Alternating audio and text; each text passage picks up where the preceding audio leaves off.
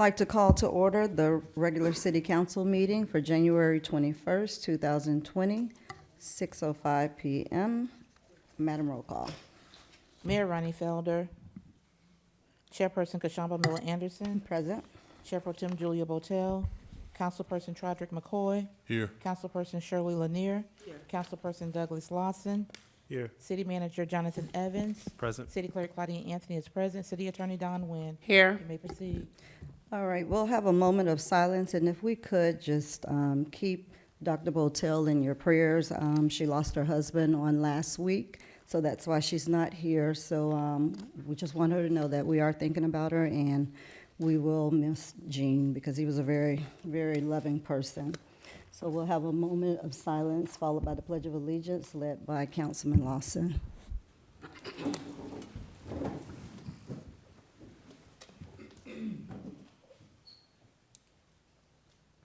Pledge allegiance to the flag of the United States of America and to the republic for which it stands, one nation, under God, indivisible, with liberty and justice for all.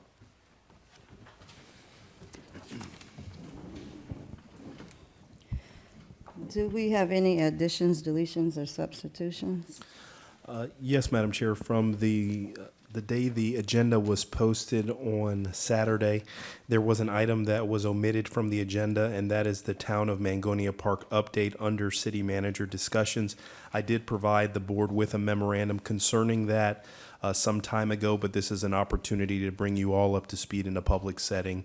So we have that, and then we have a document that would supplement the discussion concerning Monroe Heights, and I've provided that for you on the dais, and that will be part of the verbal presentation that you will hear later on this evening. Okay, so you said for the Mangonia Park, where's that going? That's going to go under discussions by the city manager.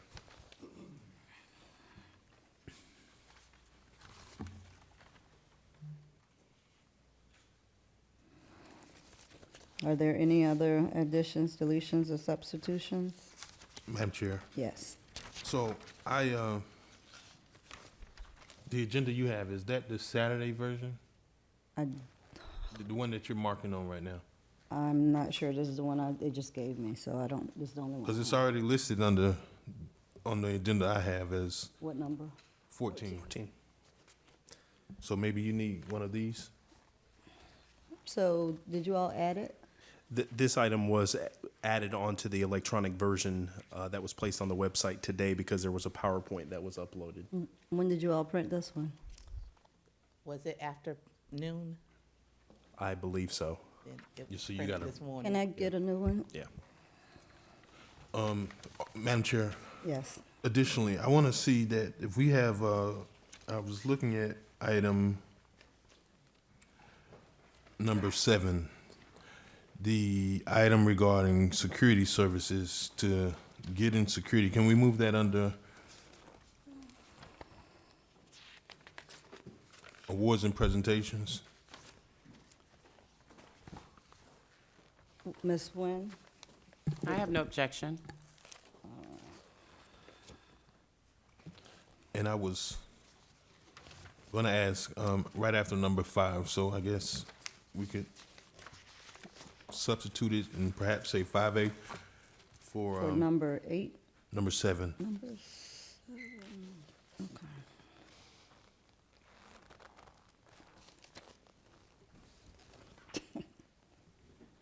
It's fine, don't worry about it. We got it.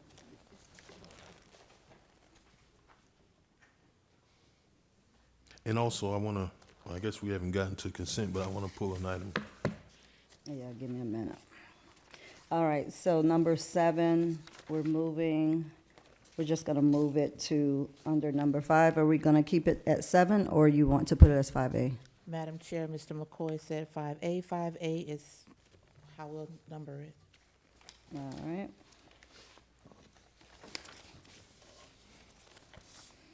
Any other additions, deletions, or substitutions?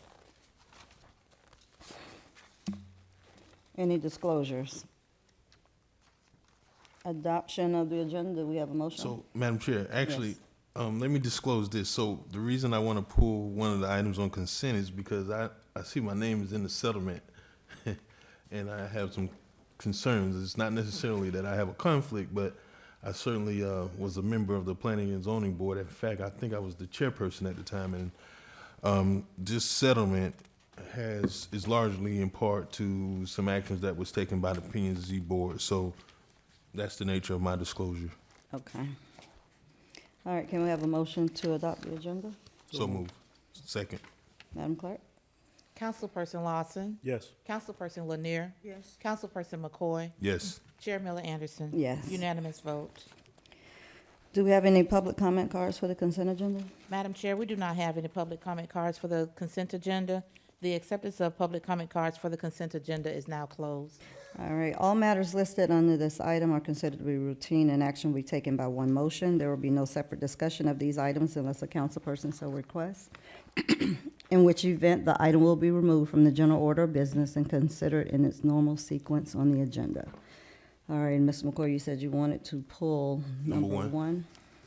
And I don't even need a presentation on it. I just, All right, can we have a motion to accept the consent agenda with item number one being pulled? so moved. Have a second? Second. All right, Madam Clerk? Councilperson Lawson, Yes. Councilperson Lanier, Yes. Councilperson McCoy, Yes. Chair Miller Anderson. Yes. Unanimous vote. Item number one.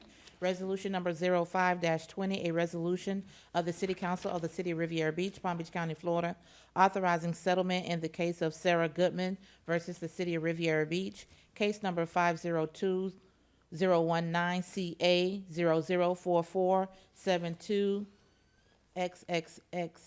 502-019CA004472XXXXMBAY, and provide an effective date. Have a motion? So moved. Second. All right, Mr. Evans? This item is actually an item under I'm the sorry, Ms. purview of Nguyen. the city attorney. Right, Mr. McCoy, I thought you said you didn't need a presentation, but if I don't. anyone else does, I don't need a presentation, okay. Okay. All right, so we can call the roll on it. Madam Clerk? Councilperson Lawson, Yes. Councilperson Lanier, Yes. Councilperson McCoy, No.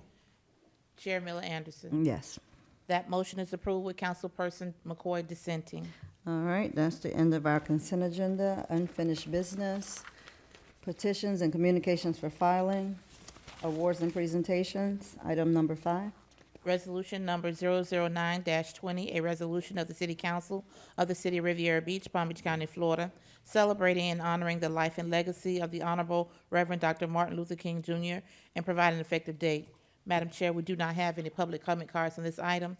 The acceptance of public comment cards on this item is now closed. So moved. Second. All right, Madam Clerk. I'm sorry, Mr. Evans. Madam Chair and members of the board, if I can have Ms. Marsha Noel, Assistant to the City Manager, make this presentation. Good evening. Good evening. Good evening again. My name is Marsh Noel, Assistant to the City Manager. Good evening, Madam Chair and City Council. It is with great pleasure that I present to you for approval a resolution commemorating the life and legacy of Honorable Reverend Dr. Martin Luther King Jr. And in doing so, we're doing so in alignment with our city's goal to strengthen community engagement. The City of Riviera Beach has always recognized the life and legacy of Dr. Martin Luther King Jr. Dr. King was at the forefront of fighting for equality and access for all people. His contribution to this nation is immeasurable, and as his contribution to this nation, we recognize and celebrate the amazing works that he has done as a remarkable person. The city has taken great strides to celebrate Dr. King, bringing together our community from young to old, from east to west, such as holding events such as the MLK Senior Luncheon, the MLK Gala Parade, the MLK Black and White Soiree, the MLK Day of Service, CRA Food Drive, and the MLK Free Movie Series. We understand that the torch still burns bright and that the dream is still obtainable, but there is much work left to be done. And as a community and a city, we celebrate those who seek to bring unity and peace and to spread love and affection to all. And as a result of Dr. King's legacy, the City of Riviera Beach, Florida, proffers a resolution to honor Dr. King and to celebrate what would have been his 90th birthday. And so in brief, I will quickly read part of that resolution, and it states, whereas Dr. Martin Luther King Jr. forever changed our nation through his leadership, service, and clarity of vision, and whereas in brief time Dr. King walked upon this earth, he devoted his life to strengthening the American character and urged on our nation to live up to its founding principles of life, liberty, and the pursuit of happiness for all its citizenry. And whereas through his determination, spirit, and resolve, Dr. King lifted up souls and pioneered one of the greatest historical movements for equality and freedom. And whereas the city of Riviera Beach wishes to honor the lasting legacy of this great American, remember the ideals of which he fought, and again commit ourselves to ensuring that our country's promise extends to all mankind. And whereas, as we observe Dr. King's birthday, the city of Riviera Beach encourages all Americans to celebrate his memory by performing acts of kindness through service to others. Thank you. That's the end of the presentation. That is it. Thank you so much. We appreciate that. And You're I know welcome. we kind of summed it up over the weekend. Many of us were involved in quite a few MLK activities, and understand we do still have one on this Friday, and that will be the last, right? Yes, the last event is the Black and White Soiree at the Marina Event Center from 7 p.m. to 11 p.m. So formal attire, and there is a sharpest dressed award or contest. So we'll see. All righty. I will let you all participate in that. So staff recommends approval of the resolution that's been proffered. All right.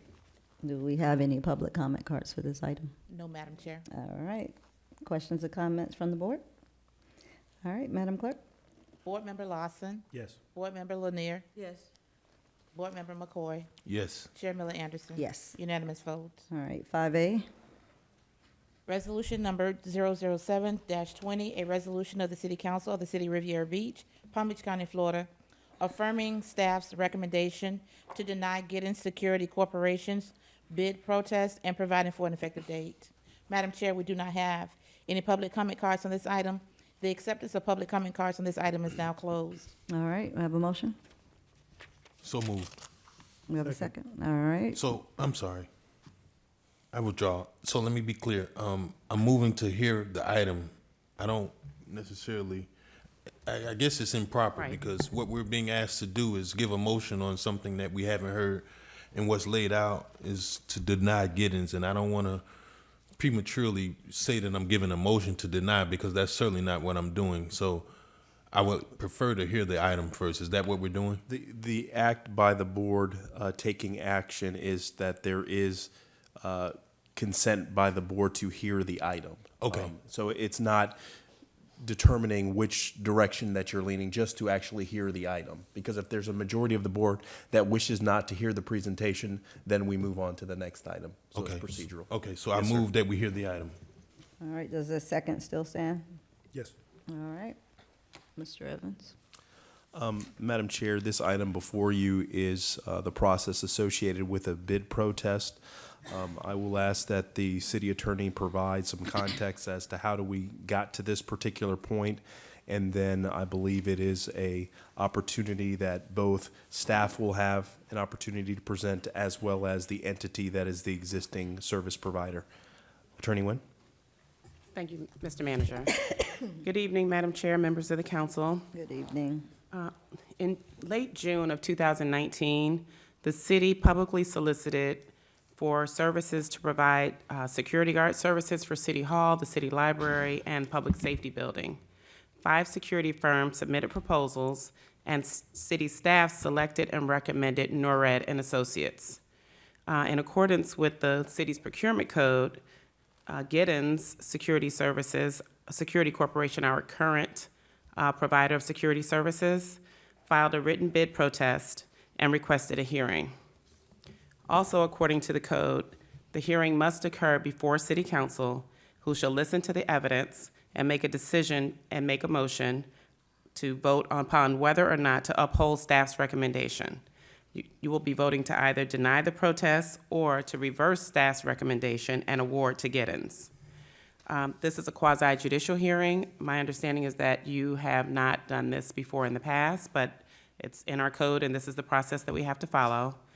The witnesses for each side will be sworn in by the city clerk, and they will each be given 10 minutes to present their case, a maximum of 10 minutes. They don't have to use the full 10 minutes. You'll have the opportunity to ask questions and of either side if you desire. And the standard of proof in this proceeding is whether or not the city's procurement department, whether their actions were clearly erroneous, arbitrary, contrary to competition, or capricious.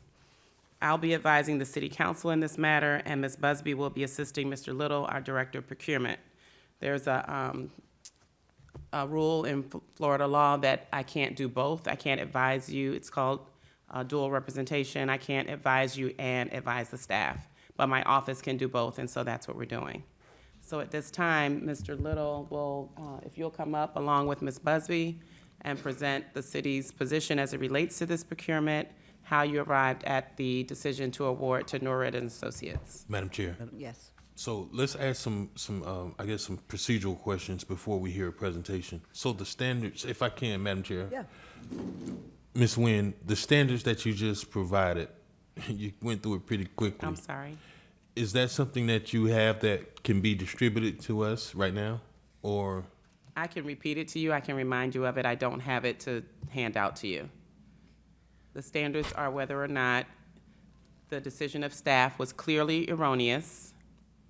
It means there was no way that they could make the decision that they made because it was incorrect. Whether it was arbitrary or capricious, and whether it's contrary to competition. So, Madam Chair, if I can follow up and Go ahead. ask. So I'm clear. The standard is having met any one of these, Correct, not all of them. correct, any one, So clearly erroneous, arbitrary, and capricious. and or capricious, Arbitrary or capricious. and then Contrary to contrary to competition. competition. And just to also explain, there are also rules against ex parte communication because this is a quasi judicial hearing. So I could not give you information prior to giving it to them or giving them the opportunity at the same time. So you are hearing all of this for the very first time, which is what the rules require. Follow up. Go ahead. Do you have a textbook definition or example of what you would describe as contrary to competition? Contrary to competition would be, for instance, if there was no competition. If we put in place, if the city put in place some rules that only allowed, for instance, one vendor to be able to meet the standards that we put in. If we made it non-competitive.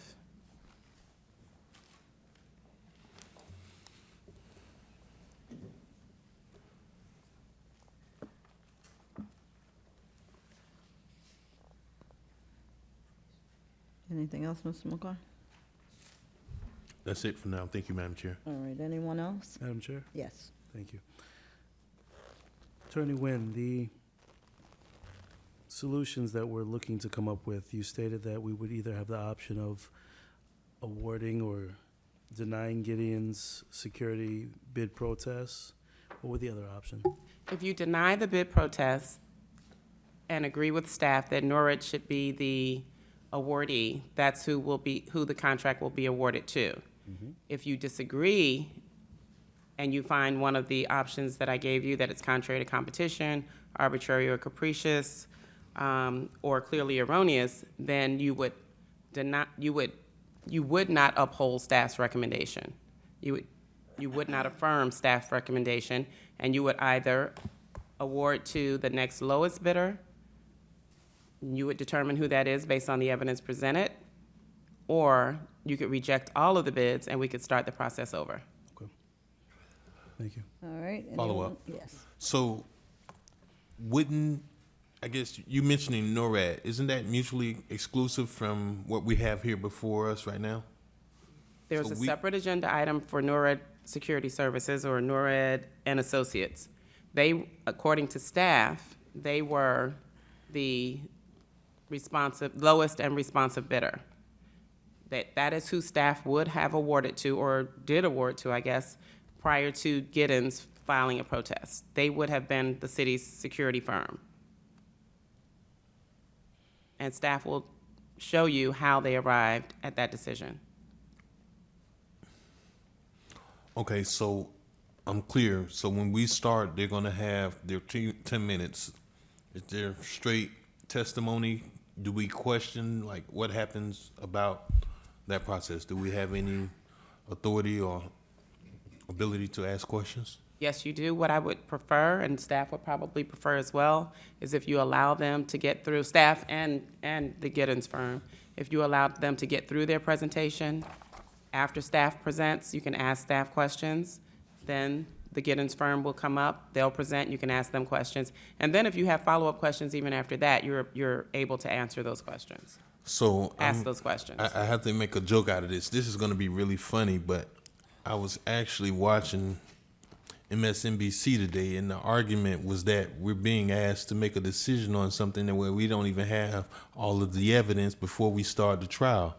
So my question is, whatever claim that Giddens is going to present, is there going to be something formal presented to us so we're not expected to be able to, I guess, transcribe and remember every facet of what their argument is while we're deliberating? Staff may have handouts, the Giddens firm may have handouts, they may have PowerPoints, but you won't be able to deliberate now and decide later necessarily. That's the purpose of this. You are coming into this with a clean mind, not jaded at all, and you're hearing all of this for the first time. Okay. All right, everyone's ready? So if we could have the clerk swear in anyone who is going to testify in this matter on both sides. You could I'll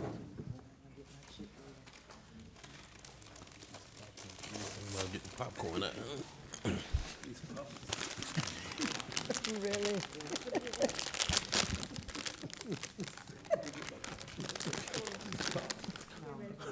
Is this everyone that will testify on this? Can I get each of you to raise your right hand and repeat after me? Or should I say, just say "I do" if you affirm to the statement that I'm about to give. Do each of you swear or affirm to tell the truth in the testimony that you give, so help you God? Madam Chair, they have been duly sworn in. No one that has been sworn in can testify regarding this matter. All right. You mean no one that has not been sworn in? I'm sorry, you're correct. I knew what you meant, but thank you for clarifying. We just want the record to be correct. That Yeah, has I not agree. been sworn in. Because, I mean, we can end it right now because they are. Good evening. Good evening, Chair. Good evening, members of the City Council, Mr. Evans, City Manager. Mr. Little is our interim Director of Procurement, and he's going to present to you the invitation for bid for security guard services, and he's going to explain the process and the scoring process that the city utilized in this matter. At the end of his explanation, I'll be able to address you again. During such time, I am going to pass out, and I've already given it to the Giddens Group. I'm going to pass out the bid number 980-194, and you're not going to see, the only thing you're going to see is exactly what each applicant received when this bid was published. And here's Mr. Little. Good evening, Council. Ricky Little, Interim Director of Procurement. The process tonight, I'll give you a small explanation about what we actually did. In June, we actually submitted a solicitation for security guard service, both armed and unarmed. We received 5 proposals, with one of the proposals being non-responsive due to they did not submit a bid bond.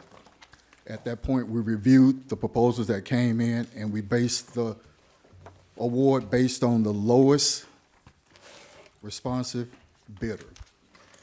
And our code basically says if a specific award is not established in the instructions to the bidders, specifications or special conditions of the bid, the award shall be to the responsive bidder with the lowest responsive bid.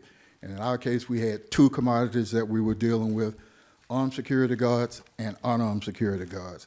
And out of all the proposals that came in, NORAD was the lowest responsive bidder for unarmed security guards, and that was the basis of the award. All right, that's it for your presentation? Yes, ma'am. All right, so, no. If I, Yes. Madam Chair. In Mr. Little's presentation, the scoring process as applied by the procurement director was not erroneous, it was not arbitrary, capricious, or contrary to law. He chose the lowest price submittal here, no matter what the category. $16.89 was the lowest price submittal per hour. And as he said, Tricor and NORAD both tied as the lowest price submittal. However, Tricorp's references didn't respond, and they were deemed by the procurement director as non-responsive. That's important because, or else they could have had this awarded to them as well. The intent to award went to NORAD as the lowest responsive bidder, whose bid met the requirements and criteria set forth in that invitation for bids that you're reviewing right now. If Giddens had submitted the lowest price submittal, meaning if their submittal was $16.89 or below, Giddens would have been chosen as the lowest responsible and responsive bidder. The invitation to bid is clear. It says the contract will be awarded to the lowest responsible and responsive bidder. Moreover, if you move to, and I tabbed it for your ease, if you move to number 24 in those instructions, if a specific basis of award is not established in the instructions to the bidders, specifications or special conditions of the bid, the award shall be to the responsible bidder with the lowest responsive bid meeting the written specifications. According to the City Code of Ordinances, Section 16.5, bids shall be evaluated based on the requirements set forth in the invitation for bids. Subsection D, the contract shall be awarded to the lowest responsible and responsive bidder whose bids meets the requirements and criteria set forth in the invitation for bids. And here, that determination made by our procurement director was simply a scoring process that looked at what was the lowest price submittal, and here it was $16.89. And that's how that bid was awarded in the intent. Thank you. Okay.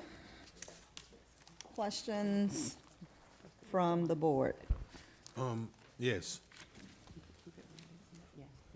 Madam Chair, Yes. Assistant City Attorney, you referenced 16.5, I think you said subsection D. Subsection G. G? Yes, and I brought a physical copy this evening of our code.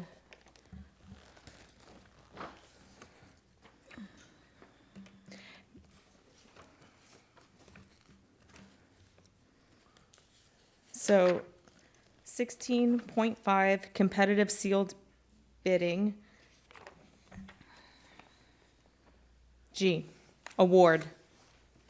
The contract shall be awarded with reasonable promptness by appropriate written notice to the lowest responsible and responsive bidder whose bid meets the requirements and criteria set forth in the invitation for bids.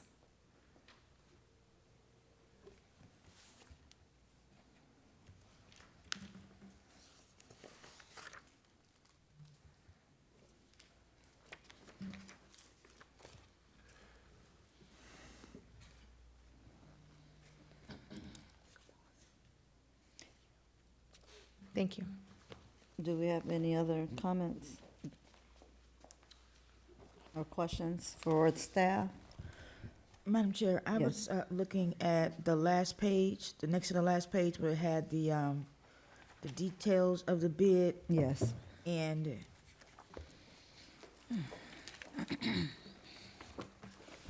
oh, it says unresponsive, no bid bond. What does that mean? That first one, that was, looked like the lowest one, but then it says no bid bond? Okay, excuse me. This was not provided in the bid package. I must have attached this, but this is what was prepared by Mr. Little, and it's the bid tabulation score sheet. And the section on unresponsive, no bid bond, Deluxe Security actually would have been awarded this bid. However, because you see $16 an hour they would have had the lowest responsive and responsible bid. However, they became unresponsive because they could not produce the verification for a bid bond, which is a requirement in this invitation to bid. Anything else, Ms. Lanier? No, not at this time. I have a question. So I know you mentioned unarmed and armed, and you're only referring to the unarmed. Is it separate, or is the armed separate from the unarmed? Well, I'll let Mr. Little answer it factually, but I will say that he looked at it in its entirety. Okay. Good evening again, Chair. Again, we did look at both categories, and when we ran the total numbers for both armed and unarmed, the actual number was actually lower for NORAD. Using a 40-hour work week for both armed and unarmed, their total was actually lower than Giddens was. Okay. Madam So- Chair? I'm sorry. Because I was just looking, so City Hall and Library Security Officer unarmed, Nora had 1689 and Giddens had 1728. So in that category, NORAD was the lowest. And then the armed section, NORAD had 1809 and Giddens had 1792. Correct. So you're saying once you added up all of those sections, the public safety building, armed and unarmed, NORAD still came out? They the still lowest? came out the lowest, and please be reminded that, again, we awarded on the lowest, even though we had two commodities, we awarded on the lowest commodity. On the lowest commodity? Correct. Okay. So you're saying the 1689? 1689. Because that was, they look at the lowest one per section overall? Correct. Chair, Yes. thank you.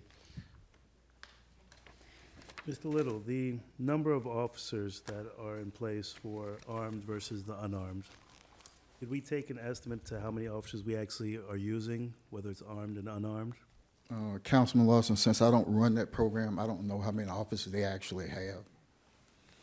So with us using the lowest responsive bid, that means we just looked at the unarmed security at the 1689, but we may only have 3 unarmed security at 1689, and the remaining staff could all be armed at a higher price. That is correct.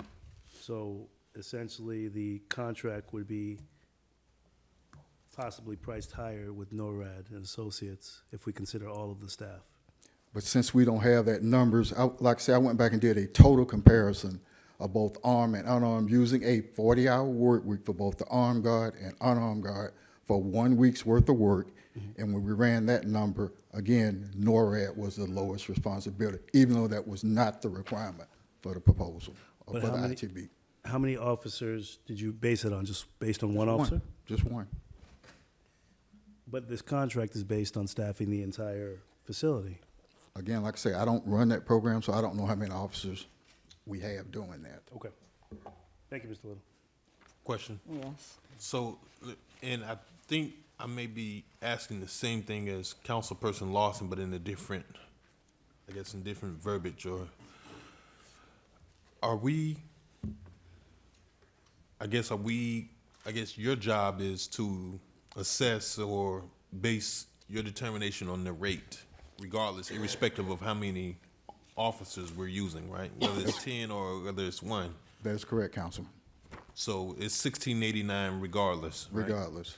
So does the bid account for or provide for any economies of scale discounts or anything like that? It did not. Without seeing their submittal, is that something that was permitted, I guess, submitted by NORAD? Did they proffer this number based on some proposed discount that they may be receiving? They based it on an unarmed guard and an armed guard with an hourly rate. So just their regular rate? Correct. Okay. That's Anyone it. else? All right. That's it for this side? Correct. Okay. The Giddens presentation.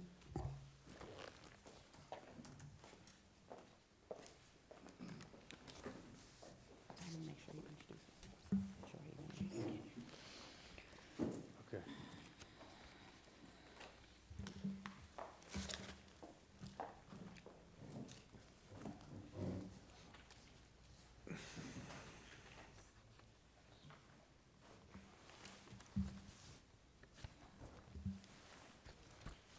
Good evening, everyone. Good evening. Madam Chair, council members, my name is Adam Giddens. I'm a CPA and the Chief Financial Officer of Giddens Security Corporation. As you've learned tonight or already know, we are the current security provider for the city of Riviera Beach. We are a Florida firm with a local presence. We are competent and stable and have provided security officer services for over 37 years to numerous public and private entities, including multiple counties and cities across Florida. I'm here today for an appeal of the recent notice of intent to award for security services bid to NORAD and Associates. The city's purchasing code, section 8-101, allows for the right to appeal before the city council. As 8-101 requires, we have first sought resolution with the director of purchasing and secondly with the city manager prior to appealing before you all tonight. Per your code, I'm allowed up to 10 minutes to present tonight, and I will not amend or supplement anything we have provided to date as required in your code. So with that, I'll begin with a quick recap of the facts.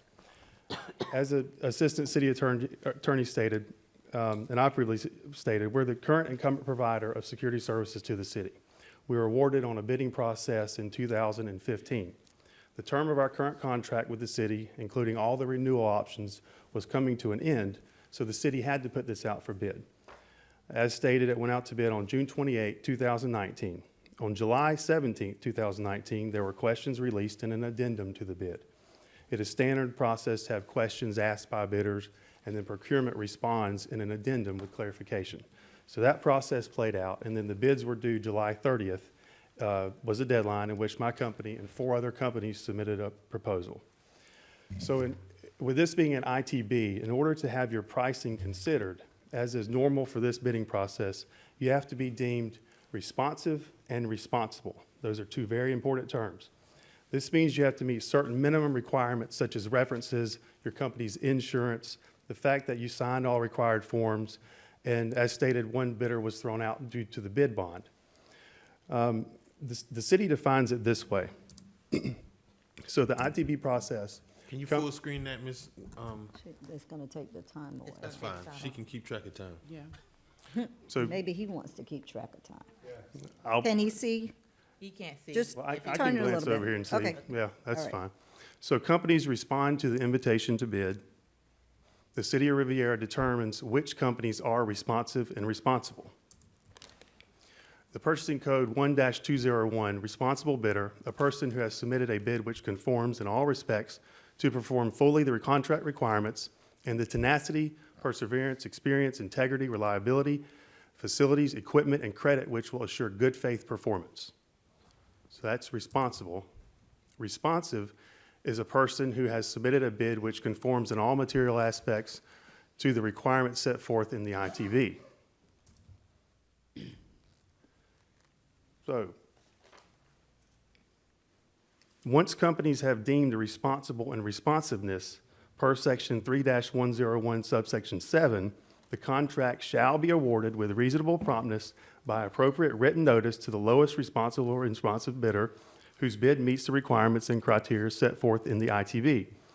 My company was deemed responsive and responsible by city's purchasing. So was NORAD and Associates. So once this threshold is met, price is now king. Low price wins the contract. So there are 2 types of security officers provided to the city: armed with a firearm and unarmed. The bid price form in the ITV you were given tonight had price for unarmed and unarmed. It also showed scope of work with specific hours, schedules, locations of guards to be provided.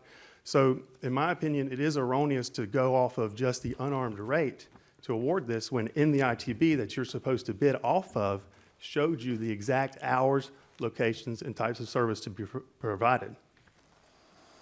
So Giddens submitted bill rates of $17.28 for unarmed in 1792 for armed.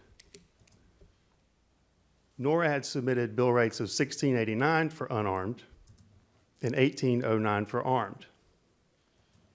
So you can see they were lower on unarmed, but we're lower on armed. So how do you determine the low bidder? Council, I think you've already kind of gotten to that point in your thought process. You said, do you base it off of just that one unarmed rate? To me, that's arbitrary and erroneous. So let's look at the actual hours to determine the low bidders. Hourly rates need to be multiplied by the amount of armed and unarmed hours the city actually utilizes. Currently and historically, and I know this because we are the incumbent, and I also know this because it is in your ITB. It was specific schedules.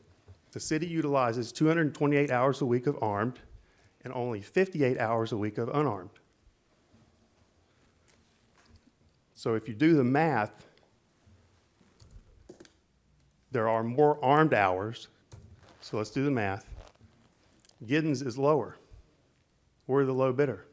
We're responsive and responsible, and we're the lowest price firm. So in spite of this clear data, on August 29, 2019, City posted their notice of intent to award to NORAD and Associates. Following the city's protest procedures, my company submitted a protest to the purchasing director and then to the city manager on this intent to award because we are clearly the low bidder.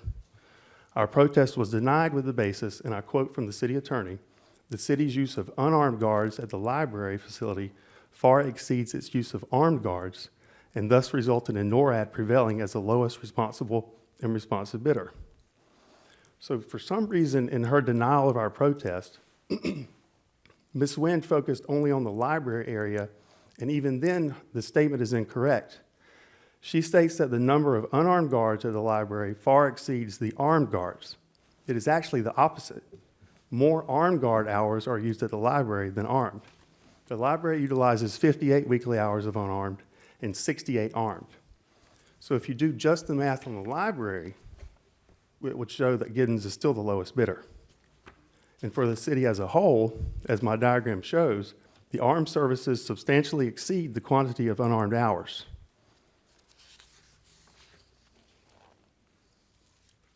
To me, this is clearly erroneous, arbitrary, and contrary to competition. My company is the clear best value and most responsive and responsible bidder, saving the city and the taxpayers thousands of dollars. Giddens Security should have been ranked first and so should be awarded this contract. Moreover, our bid best satisfies the interest of competitive bidding, which is the spirit of Florida state statutes as well as the City of Riviera Beach Purchasing Code. I'm asking the City Council to rescind the intent to award to NORAD and instead award the contract to Giddens. As the incumbent company, there have been no questions ever raised about the quality of our work experience with the city. And in fact, Giddens has performed all services with the city under our existing contract in a very satisfactory manner. And lastly, in case this gets brought up for discussion, and it has been asked already about regarding canceling the ITB and rejecting all bids. Section 3-107 of your purchasing code states, an invitation to bid may be canceled or any or all bids or proposals may be rejected when it is for good cause and in the best interest of the city. In this case tonight, there is no indication that canceling this ITB and rejecting all bids would be for a good cause and in the best interest of the city. The competitive bidding process has worked. What's in the best interest of the city is to award this contract to the lowest responsible bidder, which is Giddens. Giddens, not NORAD, will save the citizens and taxpayers of the city the most over the 4-year term of this contract. Thank you for your time. Thank you. Question. Yes. Mr. Giddens, so obviously you're at an advantage that the other 5 firms didn't have, knowing exactly what those hours and demands currently at the time was for the city. Is that correct? Well, I I mentioned mean, it's either yes or no. well, it's in the ITB what the scope of work is. Right, but there's nothing that indicates hours. Yes, there is. I'm looking at the ITB and it speaks of location, but it doesn't give a total number of hours. Nor does it speak of, If you go to, it's not numbered, but it says City Hall guards. I think it's the next page, probably what you're looking at. It says first guard, 7:30 a.m. to 4:30 p.m., second guard, 9 a.m. to 6 p.m. Right above that, it's 2 armed guards to be stationed at the lobby entrance of City Hall. What And as you page go is that? down, What page is that? It's not numbered. Well, it's not numbered, right? It's about 10 pages in. Scope of work. it's about 12 pages in. You have the scope of work at the top, and then when you go to the next page, it gets into specifics of what is actually being asked for here. And I do a lot of these bids and proposals for the company, and this is standard that you put what you're actually hiring the company for, so that when you do your bid, you know whether or not you want to price your unarmed rate lower or higher based on the amount of hours. What you would do if you award it to NORAD, they could essentially do a bid rate of $50 an hour for armed and $16.28 for unarmed, and you say, yeah, they're the low bidder. They're not the low bidder. I mean, we're talking a close margin, but we're the low bidder, and price is king on an invitation to bid.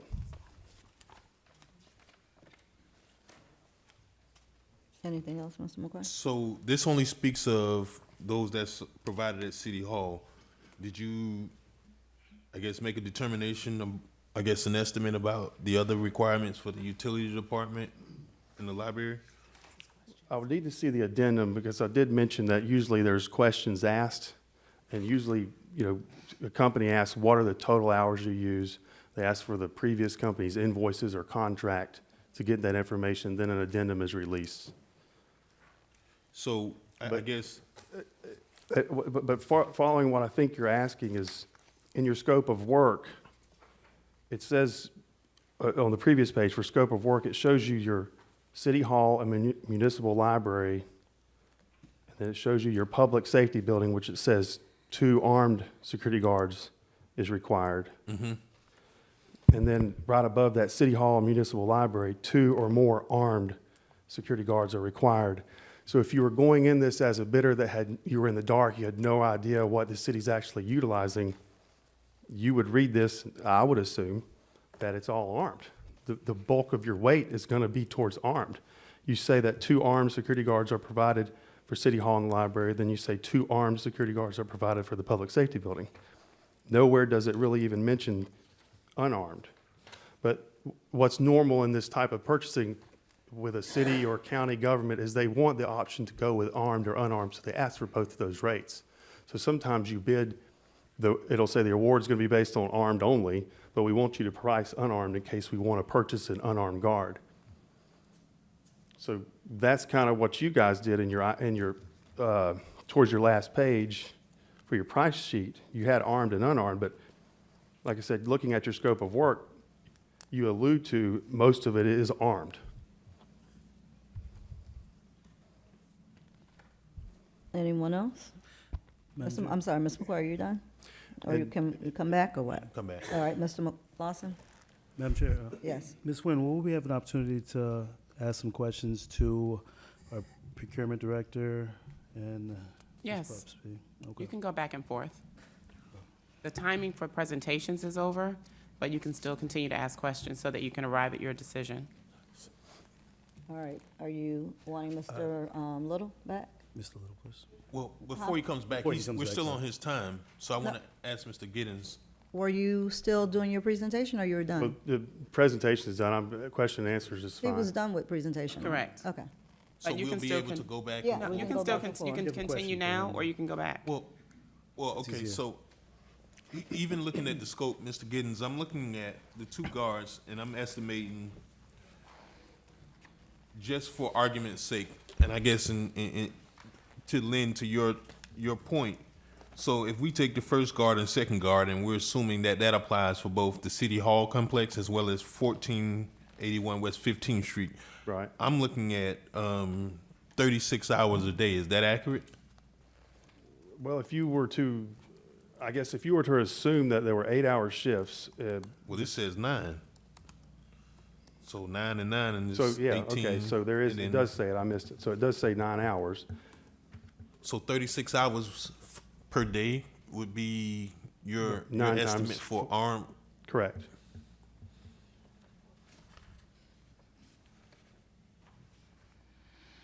However, the price sheet, what we have in front of us, staff took the rate of unarmed and awarded it to NORAD based on the 1689 rate Correct. instead of your 1728 rate. And that is the entire basis for our protest. I mean, we're not an argumentative company. If we were not the low bidder, and I truly didn't feel we were low, we would not be putting everybody through this. I mean, that's why we protested. We're not litigious and argumentative, but to me, this is the most clear black and white type of reason to protest. I mean, your bid says armed. You can do the math like you did. 9 times 4 is 36. There's no math to do on unarmed. So anybody that would be numbers driven and doing this bid would do that. They would say, well, the hours that probably are going to be looked at here are armed. That's what you guys are hiring for. You got 228 hours a week more of armed. You got 58 of unarmed. So how do you arrive at 228? I mean, even if I'm taking 36, Well, see, that's where we need to go back to the bid, because I know what we do now. I know what the city does now. It's 228 a week armed and 58 unarmed. But legally, I guess you would have to stick to the ITB, and that'd be 36 daily armed times 5 days a week. So you could do the math that way. But either way, we're the low bidder. The way you're thinking is the correct way with this ITB. You have to look, you can't say, well, because Giddens as the incumbent knows what's being done, you have to look at what does the bid say you're hiring for? Armed. And then you do the math, we would be far lower on our total then, because our unarmed rate's a lot lower. You're looking at 36 times 5. 180. Yeah. All right. And multiply that by the difference of our two billing rates, which would be 1728 minus 1792 times 180.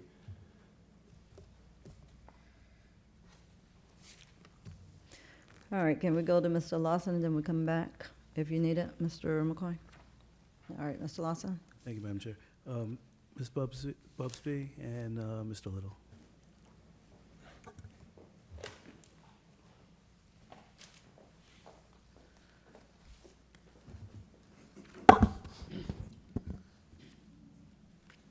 So of the 5 submitted security guard services, there was only one that was unresponsive, which was Deluxe Security? 2. 2. So Tricorps was also unresponsive. Correct, because they reference, people did not respond when we asked for reference checks for them. That's why they were deemed unresponsive. And based on the proposal, we submitted a request for lowest responsive. That is correct, sir. So to Mr. Giddens' points, if the armed security guard was posted at $50 an hour and the unarmed was at $16.89, that would still be lowest responsive based on this RFP? Based on the process for the city and our code, again, we simply looked at the lowest responsive bidder out of the 2 commodities that were there. Lowest responsive based on the individual security guard, not, Correct. Armed and unarmed. so not based on the entire value of the contract? No, it was not written that way.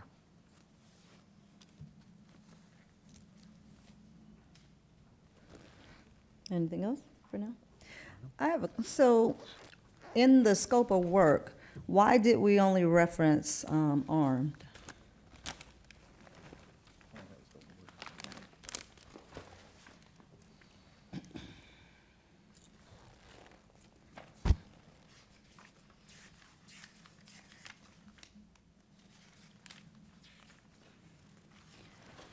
I know the overall says we're seeking sealed proposals for qualified proposals to provide armed and unarmed.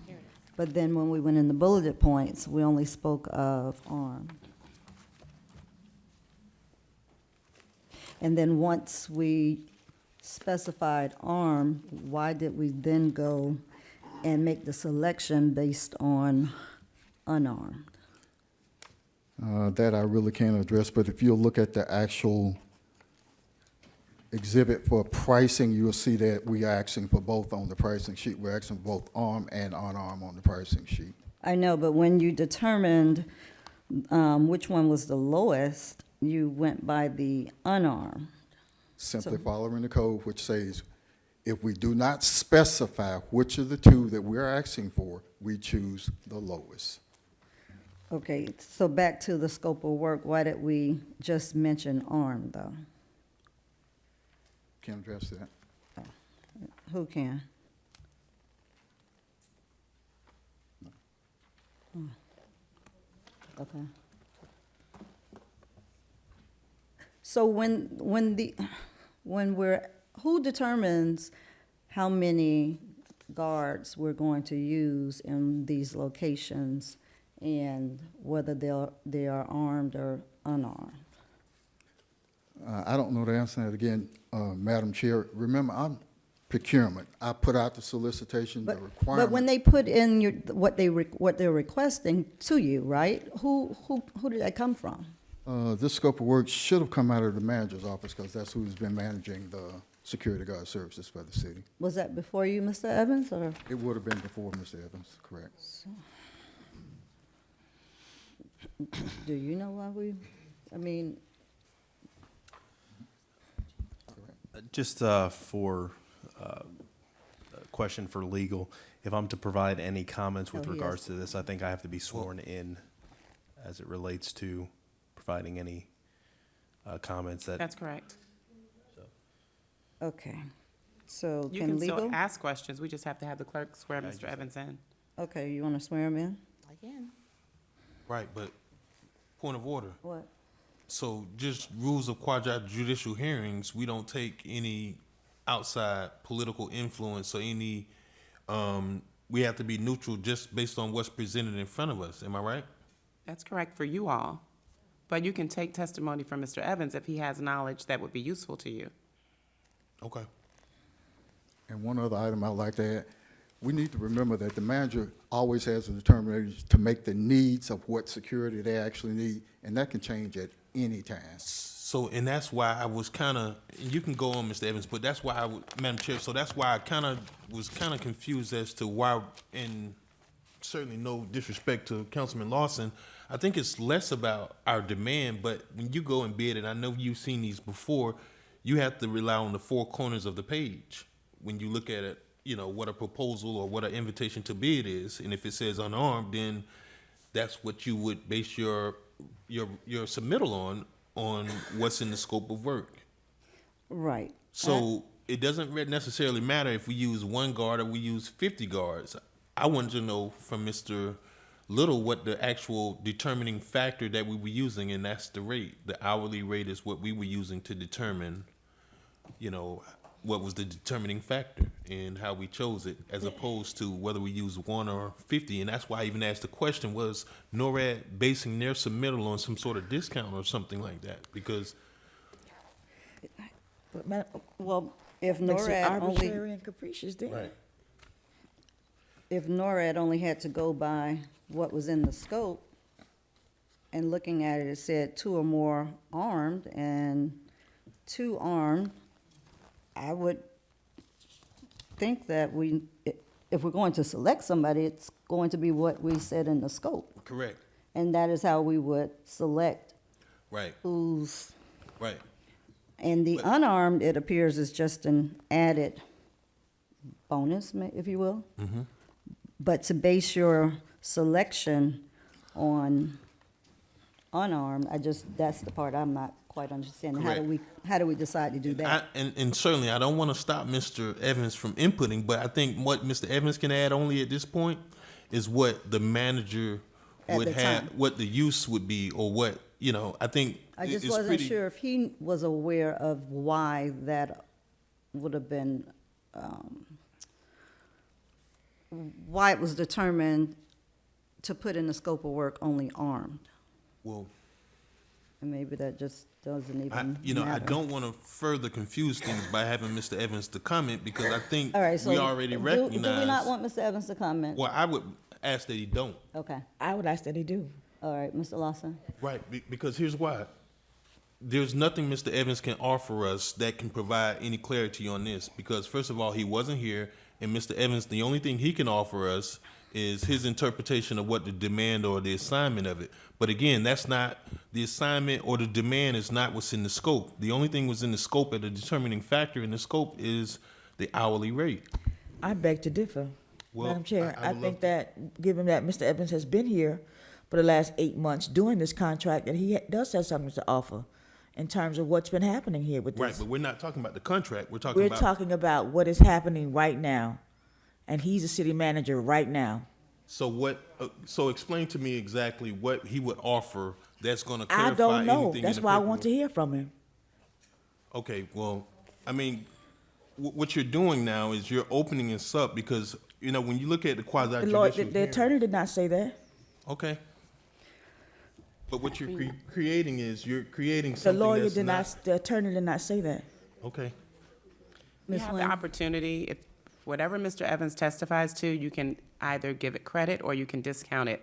And that's each of you individually. You can give it however much weight you want to give it. Okay. All right, Mr. Evans? so let me just make sure that I'm clear that I don't agree with the Yeah. manager, testifying. Okay. Mr. Lawson, did you have any input on this? No, Madam Chair. Okay.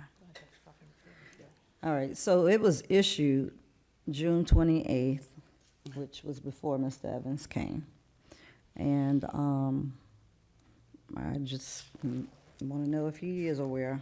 I mean, I don't think he was here or working on it. It would have been Ms. Jacobs. 12th, right? July 12th is when No. Mr. Evans came? Yes. Okay. This was Yeah, June 28th June 28th. is when it I was mean, the issued. attorney said that we can discount or Yeah. take what he says regardless. All right, go ahead, Ms. Claudine. Mr. Evans, do you swear or affirm to tell the truth in the testimony that you give, so help you God? I do. You may proceed. All right. So Mr. Evans may or may not have anything to add, but we're going to find that out right now. So it was issued in June, on June 28, 2019. Mr. Evans started on July 12th, 2019. Do you have anything to add as to why it may have been listed as scope of work for just armed? As it relates to the elements associated with the scope of work, obviously that was before my tenure. I know that the city has utilized both unarmed and armed guards. With respect to the management of the contract, that resides in the procurement function. If there is any deviation or modification to the contract, it is that management contacts procurement, procurement reaches out to the vendor, and then the level of service is modified. From historical knowledge, back in 2017, when we discussed about the security services over at the library, that was an addition that we made because of some acts of violence that occurred in South Florida.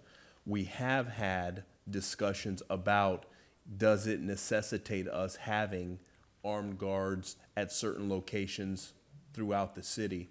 But when you look at this particular contract, you're looking at the information contained in it, but it still gives us the way the agreement, it provides the flexibility for us Mr. to Evans, make- can you clarify? You said when we're looking at the contract, or we're looking at this when you're- ITB? When you're looking at the scope of work outlines what the city believes the arrangement to be. However, when you move to the next phase of the agreement, we as staff and as administration have the ability to alter the amount of hours that we want, whether it's unarmed or armed guards. So there is some flexibility as it relates to the arrangement. Going back to 2017 with the existing contractual provider, because that was a modification that we wanted to see occurred, and that was an additional service. As it relates to now, the information that was placed in this was staff's attempt, and Mr. Little can speak in more specificities as it relates to trying to emulate the level of service, but obviously that can be changed and modified. Why it was written in this particular form and fashion, that's a conversation for procurement and for the administrator at the time to be able to provide a little bit more specificities. But I can tell you that there's not many times on an administrator level that the manager gets involved with something that is as granular as this as far as the hours of operation. Usually that's provided to procurement as far as from a department director level, what type of level of service they're looking at for their respective buildings. Okay. That makes sense. Which part? The part that, it would be up to the department directors to be able to direct, in terms of the number of hours.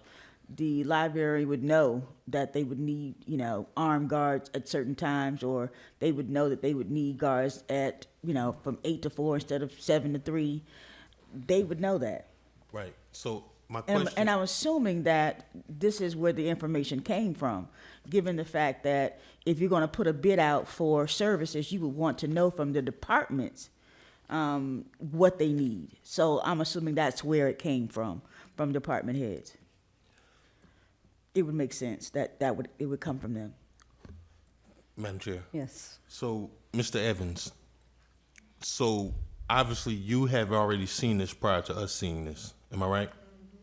I have seen the original scope of work and the ITB and the information that was put out for solicitation. Yes, sir. Well, and let me clarify. When I say seen this, the appeal process went to the city manager already. Am I right? That is correct.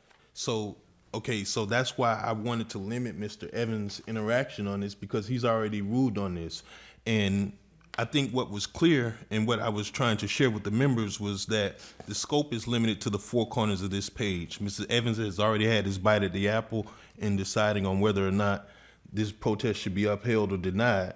But to insert him back into this conversation now creates an opportunity for further possibilities of litigation when he hasn't even had any personal knowledge as to why this scope was drafted in the way it was. So unless you got some information that I didn't get out of what he said, other than some historical information, we're limited to what's in front of us. So I didn't think it was important to have his testimony, being that he's already had decided on this, and historical information is not something that we have to base our decision on. Only thing that we have to base our decision on based on the procurement code and quasi-judicial process is what's presented in front of us. And that would make sense as to why we weren't provided this information before. So I certainly don't have a problem with him giving his opinion, but what I don't want to do is cloud the minds of the members about Mr. Evans' opinion or his historical, his historical experience with dealing with this contract, which has no bearing on what's before us. Well, Madam Chair? Hold on, being that I'm the one that asked, and Ms. Lanier may have agreed with me, I did not ask for him to give his opinion and as to. And that's what he I was thought trying it to would stay be. away from. Madam Right, Chair. and that's not what I was looking for. The question was, Mr. Little did not know why, or why it would say armed, or why it would not say unarmed. And I wanted to know from a city manager's perspective, how do they determine what goes in the scope? And he's Right. been here before, so it's not like he doesn't know But why. let me tell you something, Madam Chair. You're absolutely right. But at this point, it doesn't matter. It how mattered got- for me. But still, they were making a bid. They Mm-hmm. were responding to based on the 4 corners of the scope of work. And because of that, you are correct. And it said armed. But when the procurement department decided on the lowest number, they went by unarmed. Unarmed. So for me, I'm trying to understand, why did we go with the unarmed? And why wasn't it just put in there? I mean, this is not making sense to me And right now. that's And I'm totally- trying to get clarity. And that's totally understandable. But, you know, when you take things that aren't a part of what's presented before you, it presents more opportunity for someone to appeal because you're being prejudiced based on information that's not provided to everybody. And Well, everybody just heard what he Right, just Madam Chair, said, so and I totally everybody's here. disagree with that, to say that we would get our minds muddled because of what the city manager said. We I- got to I- keep it down out there, please. I have to take offense to that. I can make up my own mind. You don't need to tell me about who I don't need to hear from. We have to be able to hear from whoever we ask to hear from. That's the purpose of us being up here, so that we all can be able to ask the questions and to get the information that we want. So you can't tell us who we can't call, or because it would Well, muddle let- our minds. Well, let Can me I say finish that. my conversation? Hold on one second. I think we're clear on your point. No, you're not, because I am. she keeps defending something, and I'm going by the quasi-judicial hearing rules. So it's not. So this is different than any other process Right. that we take. So that's why they're sworn in. And quasi-judicial rules provide simply that we must be neutral decision makers above politics or outside influence. And I would hate to have someone who's already reviewed this and made a decision to come back and give his opinion on a whole nother appellate level, and now you change your decision based on that, or even raise the possibility that the decision was changed because we've inserted some But undue no one would ever influence. know that because it's. But it raises an opportunity, Okay, is what your I'm point saying. is well taken. I agree. I understand where you're coming from. Okay. Anybody else have anything to add or any questions regarding the selection or the process or anything? Or are you ready to make your decision? I'm ready to make my decision. Mr. Lawson? Anything? Ready to make my decision, Madam Chair. Okay. Mr. McCoy?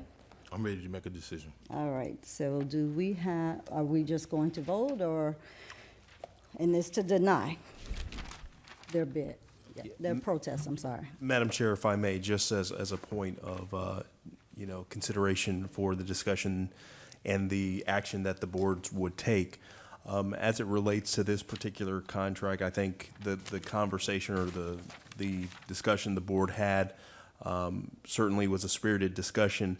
And if there is a desire from the board to move forward with the cancellation of this particular process and go through a competitive process, certainly, coming in, now being in the organization, I would like to have a little bit more input and involvement in the placement of guards, level of service, because I think some of the things that are contained in this is a copy and paste from probably a proposal that was executed in previous years, and maybe some tweaks and modifications to it, because that's sometimes what adds some additional challenges to these particular process. So if the board does move in that direction and wants to go through the competitive solicitation process again, one of the things that I would bring back to the board for consideration is the board approving the scope of work and the level of service that you would like to see at specific facilities, because ultimately we've had conversations from members of the board about armed guards versus unarmed guards at certain facilities and those types of things. So I wanted to let you know if that is a direction that the board wishes to proceed. Staff is prepared and willing to be able to do that for the good of the city, to be able to bring it back and clear up some of the concerns that have been articulated as part of this conversation. So I did want to add that to the record for the board's consideration. So, but in the meantime, the current group that's there will continue on while we go through this process again if we choose to go that way? That is correct, that we would say that the existing service provider will continue to be in place until the competitive solicitation process is complete. Okay. Okay, so if there was a way in quasi-judicial process, I could move to strike, I would certainly strike everything the Right. manager just said. Because what you just did, Mr. Evans, was clearly influence us on what we should do at this point. It wasn't an influence, it was providing you an option. Right, but, okay, what's before us is clear. The question is very clear. So you're saying that you want to have an opportunity to be a part of the process, when what was laid out before us was very clear, was to deny, reject, or to deny the protest, grant the protest, or reject all bids. And if you reject, that's the process that I would recommend that we proceed forward. Right, Not but- that you would, not that, But- that's how we Ms. would move through the Mr. rejection Evans, process. my question is your recommendation proper at this point when we're reviewing whether or not they have a valid claim to have, do they have a valid claim? That's all I'm simply asking. Madam Chair, Yes. before you all continue, let me please advise you all that the motion on the floor was to deal with the presentation. Right. That's exactly my A point. motion was not made as to whether or not to accept or deny staff's recommendation. So can we just go ahead and just vote upon that, and then you all move forward with whether or not you want to make a motion to approve the resolution that's being presented or go a different direction. Okay, Madam Chair? yes. But what I'm reading says that the City Council of the City of Riviera Beach affirming staff's recommendation to deny Giddens Security Corporation's bid protest. We're voting on to deny their bid. This is what this is Madam saying. Chair, the motion was made to hear the presentations only. So we're not voting on this particular item. Madam Chair, that is, where you're not voting on the resolution that's on the agenda. All right. Okay, Not yet. What happened was she read the clerk read the resolution, and then there was a motion and a second to hear the item. I wrote it down to make sure that we didn't get confused. So the motion on the floor was to hear the item, and you just need to, you've heard the item, so you just need to pass that, and then you can decide what you want your next motion to be. all right, go ahead, Madam Clerk. Councilperson Lawson. Yes. Councilperson Lanier. Yes. Councilperson McCoy. I don't know what we're voting on. You're voting on the, Hearing the presentation. We already did that. But you- I understand, but the vote was not taken before the presentation Well, took why you place. didn't So say we're voting after the fact. Basically, Madam Chair. So if we say no, then what happens? I mean, It's already been done, Mr. okay, so McCoy. what do you? I totally why are we doing understand, but roll call? we have to clear the motion off the floor, because that's the standing motion right now. Yes. Chair Miller Anderson, Yes, unanimous vote. Now, Madam Chair, you all can make a decision of what you want your motion to be, whoever wants to make the motion. well, isn't the resolution, the The motion? resolution is what's been read, but you can make a motion to accept staff's recommendation or to deny staff's recommendation. We're just voting yes or no No, for the resolution, right? We don't. We read the resolution, correct? Or No. do you Read the need to read it now? So The resolution was read. There was no motion as it relates to the resolution. But You don't can- we need to do that? You can vote, you can vote it up or down. Okay, so to keep things clean, shouldn't we just do that? Make a motion, I can read the heading Read of the the resolution, resolution. and then we will vote on that. Right. Okay. Resolution number 07-20, a resolution of the City Council of the City of Riviera Beach, Palm Beach County, Florida, affirming staff's recommendation to deny Giddens Security Corporation's bid protest and provide an effective date.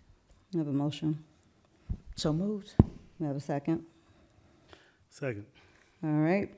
Did we have any public comment cards on this? Madam Chair, we do not have any public comment cards unless, let me be clear. The first time it was read, we did not have public comments. And, because I was asked this question, we do not have public comment cards at this time on this item. The acceptance of public comment cards on this item is now closed. Madam Chair, Ms. Polk put in a public comment card for the consent agenda. This is not consent agenda.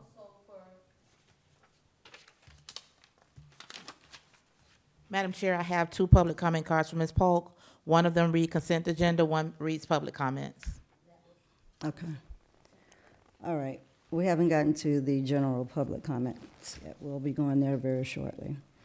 All right, so we have a motion and a second for this particular item here? Yes, Madam Chair. All right. We've had questions and comments already, or do you all have any additional ones before we vote? just repeat back the motion. I mean, what's before us. The resolution item as read, as Okay. printed. All right, Madam Clerk? Councilperson Lawson? No. Councilperson Lanier?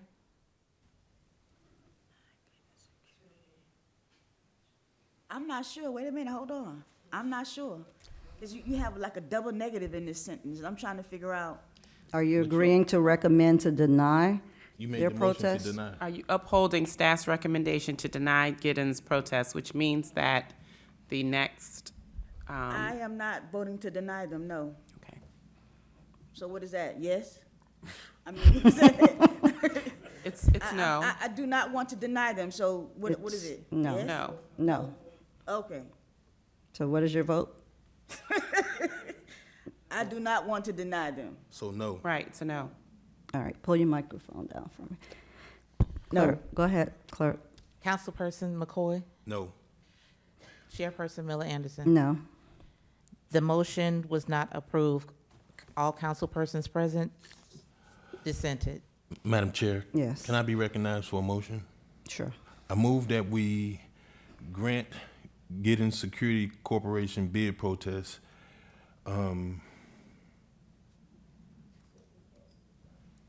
There you go. And what happens after that? And we Then enter we- into a contract with them. Then we. And we bring that back to you. But, okay, you have a motion on the floor. Who, anyone second? So I'm just doing the opposite of what you did. So you, Hold on. Do we have a second for his know what it motion? is. Say your motion again. I moved to grant Giddens Security Corporation bid protest. Okay. Do we So have a I'm second? I'm granting them their protest, so that protest. they, Even though they, they've they already prevailed, done they proved their case, is what I'm saying. Okay. Do we have a second? I got a second on that. All right. Do we need to get public comment cards for this? Madam Chair, that's up to the board. I think we'll be okay in terms of not taking it, being that it's just the opposite, and we didn't have any for the first one. Go So ahead. I want to have, now that it's been moved in second, I want to have a discussion. Okay, go ahead. Okay, so we're at this point, right, and this is what I kind of wanted to caution the members about. So I'm certainly open for any amendments, but, you know, I've been in that chair where Giddens is, and you have to rely on what's on the paper, and I think they made a compelling case that it could be ambiguous, it could be arbitrary. I think perhaps even, we got great staff, so erroneous is definitely not something that I would agree with, but nonetheless, I do believe that we should have staff to go back and draft something. However, I have some concerns because I haven't reviewed the contract for going forward as to what that provides for as far as length and some other processes, like some deliverables or expectations. So I certainly would like for it to come back, and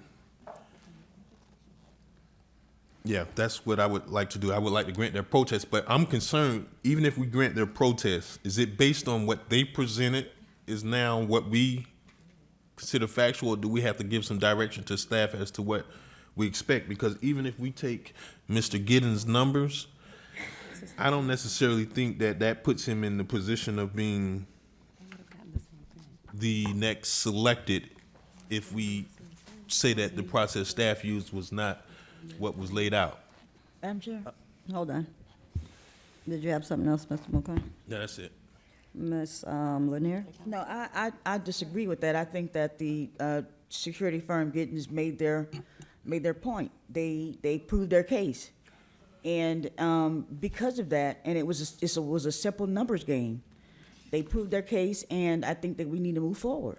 Right, but even if you look at the numbers, even if they prove their case and their numbers are in fact true based on the scoring sheet, that doesn't necessarily put them in next in line to be awarded the contract. Madam Chair? Yes. Based on the numbers of responsive bidders, it would actually make them the Yes. next in line. It would do. Because Tricorps was actually Right. non-responsive Right. based on what Oh, Mr. well, Little no- said. Yeah, they're Tricorps would have been, references. if they would have been responsive, then they would have been the next lowest, but if you throw them out, throw out Deluxe, and Giddens would actually be The next one in line. So what happens to American Guard? because of the pricing for They the, weren't I'm sorry, low. Madam Chair? Go ahead. Their pricing for their armed guards based on the numbers that Giddens provided and Okay. hours. Yep, they would be. They'd be Okay. well overpriced. Exactly. So Giddens would be lowest responsive. All right, fair enough. I didn't, but it doesn't show Tricorps on here, but I do recall us saying that they were Non-responsive. unresponsive. Yeah, Okay. they didn't put it down there in the comments, but they said their references didn't check out, didn't respond, rather. Just to make it clear, when there's an invitation for bid, the actual contract is attached to that. There is nothing that comes back to you. It's a one-year contract with 4 12-month renewals. If it were a request for a proposal, the contract would come back to you, or it would have accompanied the item. Right. The bid, when you have a bid, the contract is already attached. So when you approve this tonight, you're approving the contract as well. Well, that's not what we're gonna do then. Oh, We- I beg we to can- differ. Well, how? If you haven't Well, even it- seen it the go- It goes contract? for a vote. I mean, that's how it works. Madam Chair, You don't just arbitrarily Hold on, say hold what's on. not going to work. Mr. McCoy, you were the one that made the motion. If you so desire, you can withdraw your motion. So let me be clear. So you're gonna agree to a contract that we haven't seen, and we already. It's in your so- backup. Excuse me, no. sir. So, but it's not. So it's in the backup of the NORAD item. It's in the backup, no, to deny Giddens Security Corporation in the protest item. If Madam you Chair. flip- if you- I'm sorry, go ahead, Mr. Manager. If I may, and this is a question for legal and procurement, can the board authorize the award of the bid to Giddens and direct staff to work on a contract and bring that back? So basically separating it to the point where they have effectively awarded it and then bringing the corresponding contract back to alleviate and address some of the concerns that the board has articulated at this evening's meetings? Or do you have to take it in one action? But what would we No, change in no, the it- contract if it's normally attached? Because, listen, we already have the confusion about whether we're going with armed or unarmed and what that really looks like and, you know, what. And then two, here's the other thing.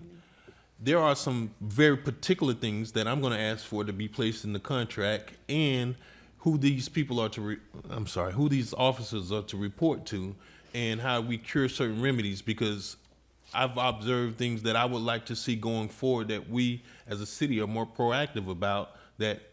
And in fact, they are two independent things. So the contract is separate than us granting the bid protest. I mean, Madam Chair, Yes. what motion do we have on the table? It's a motion to grant Giddens bid protest. Okay, can we call the question on that, yeah, but please? can we get clarity? On what To part? answer the question regarding the negotiations, typically that's not done in an invitation for bid. However, if we were to do that and if they were amenable to it, the one thing we have to make sure, Mr. Manager, is that we don't significantly deviate and therefore change the terms Of of the the scope. original bid to begin with. Exactly. Because then we would have to cancel the bid and send it back out so that everyone has the same opportunity. Exactly. Right. Madam Chair, Go ahead, Mr. Lawson. if we did cancel the bid and send it back out, our current contract would remain in place with Giddens as our security company until that bid goes through? That would be the course of action that we would utilize, yes. We would not have any lapse of service. All right, so the motion on the floor is to grant their bid protest. So we're ready to call the question on that? Yes. All right, Madam Clerk? Councilperson Lawson. Yes. Councilperson Lanier. Yes. Councilperson McCoy. Yes. Chair Millie Anderson. Yes. Unanimous vote. All right. So where exactly is this contract? Because it's not in this item that we're on. Madam Chair? Yes. It is. It's attached to, it's right after the resolution. You should see it. It starts with general information to bidders. That's all included as part of an invitation for bid.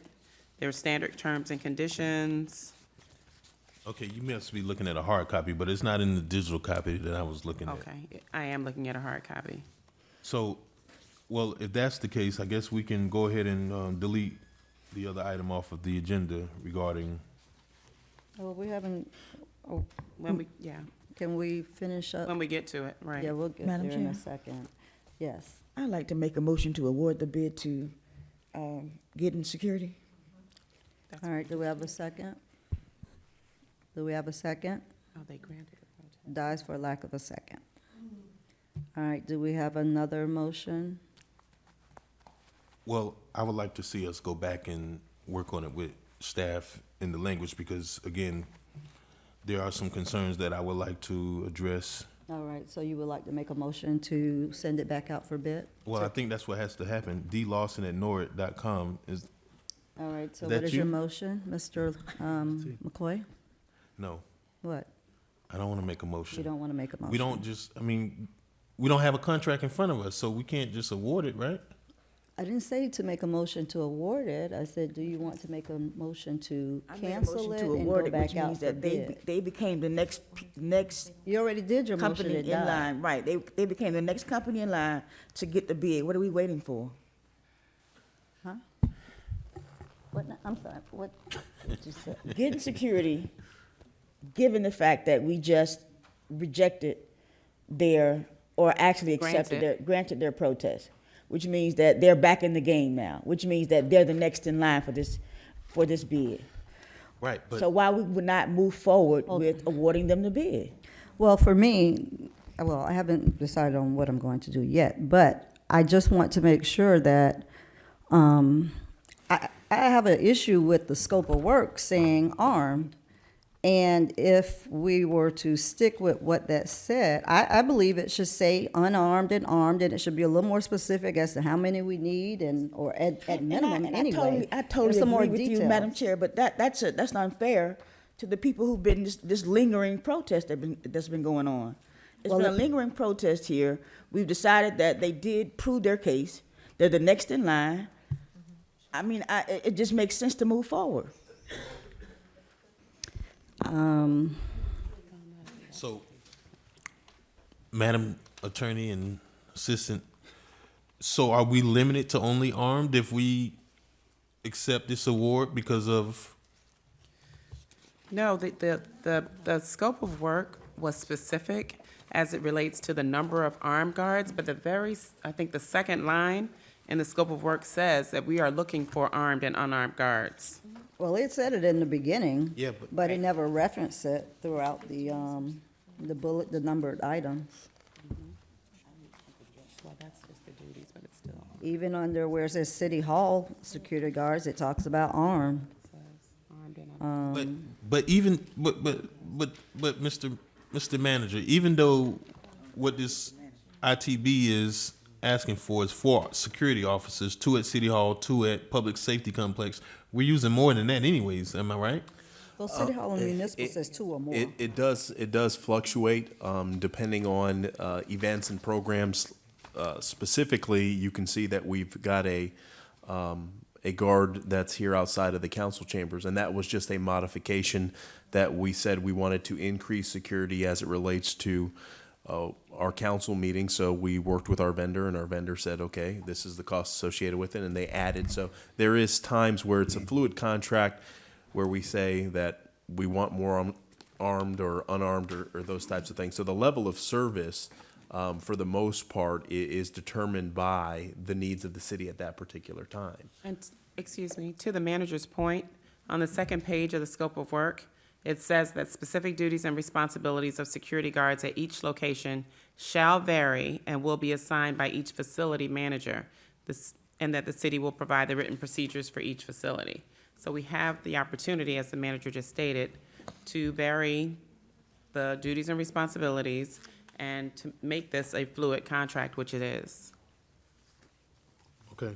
Well, I want to make it a fluid contract by awarding it, but I would like to see what that contract looks like before we move action. I mean, I would second Councilwoman Lanier's action, but I want to see it come back in writing before we solidify it, I guess, subject to the contract.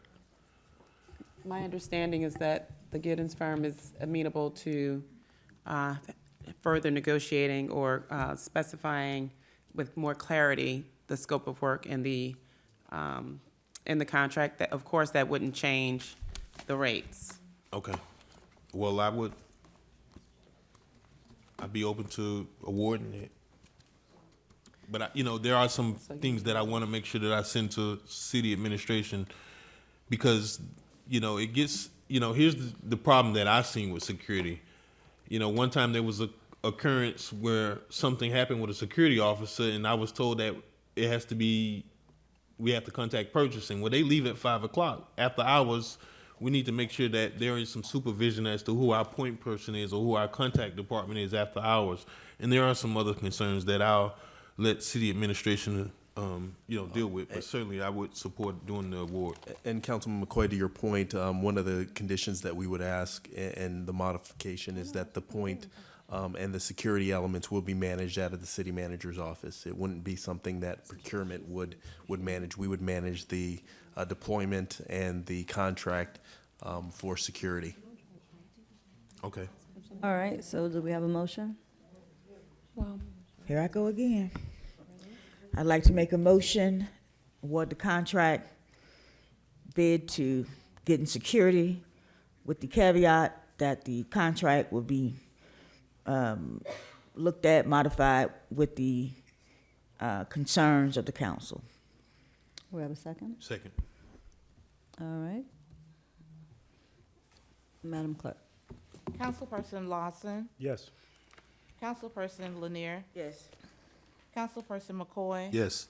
Chair Miller Anderson. Yes. Unanimous vote. All right, it's 7:40.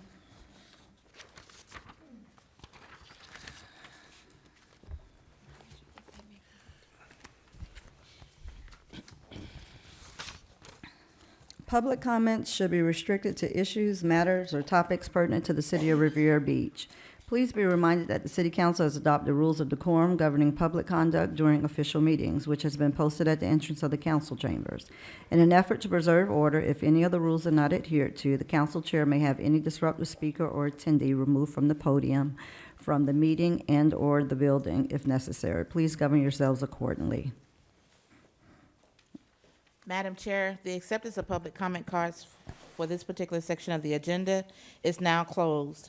Doretta Polk, Cindy March, Ms. Williams.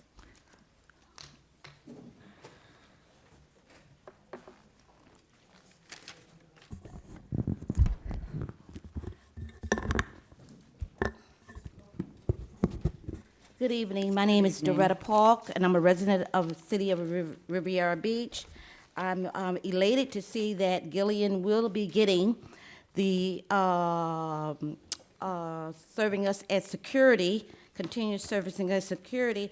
They're very outstanding.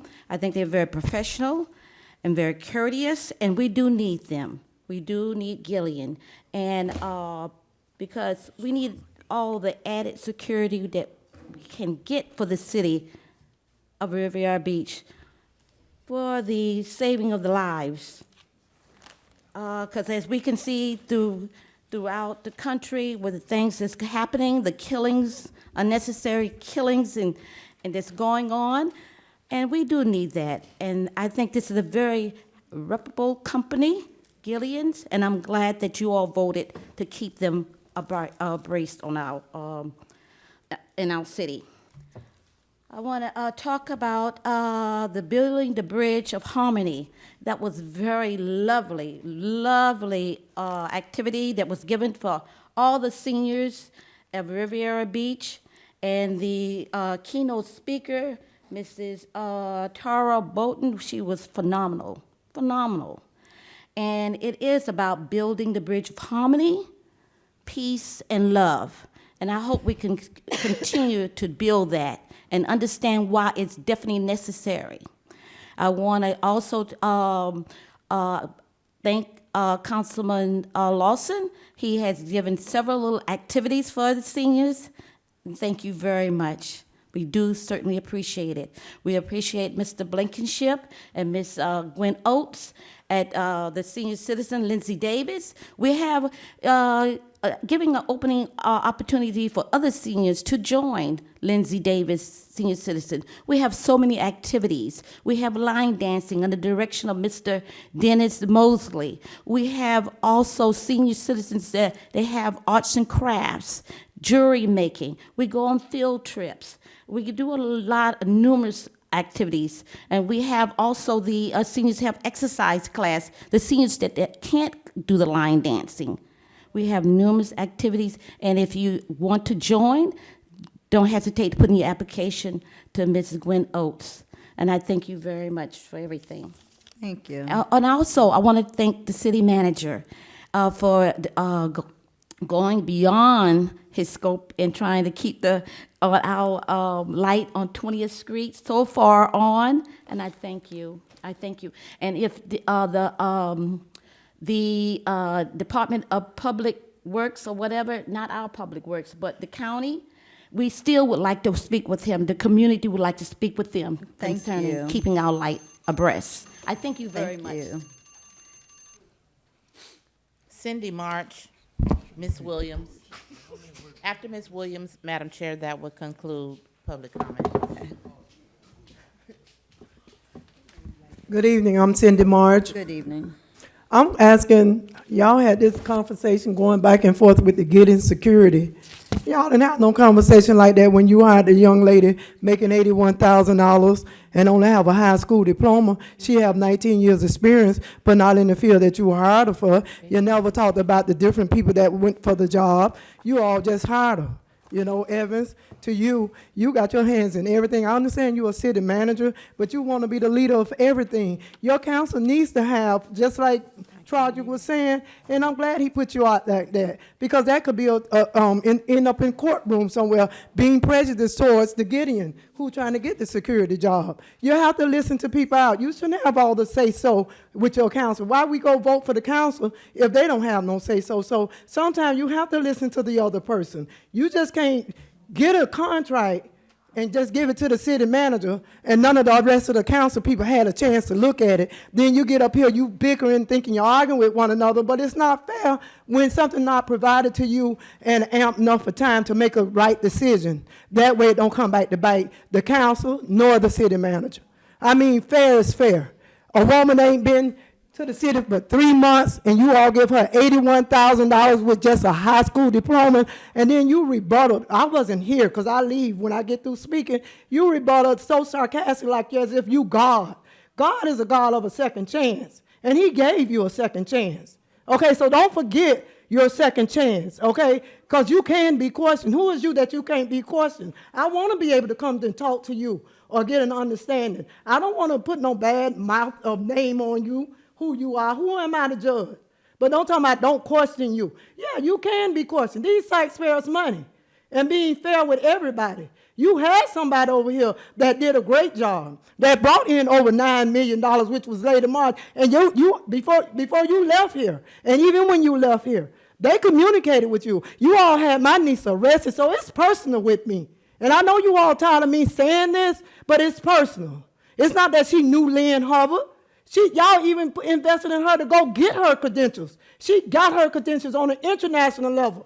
And then you all ran a platform of political about get rid of Lady Marge and bring back Evans. That's not the way you do the city. This is not a political game. This is about the people. The people. You don't walk them shoes before and losing your job and had the suit. So you know what it's all about. And it can happen again. Don't think it can't happen again. Okay? I'm very frustrated with you right longer now. And Mr. Lawson, I just want to give a hats off to you. You're doing a good job.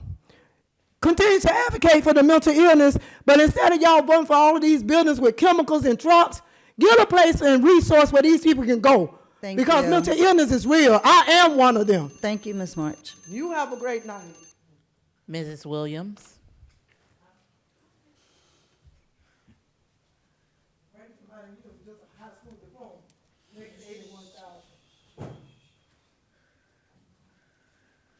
Good evening. Good evening. Council, to the citizens and those that watch the television.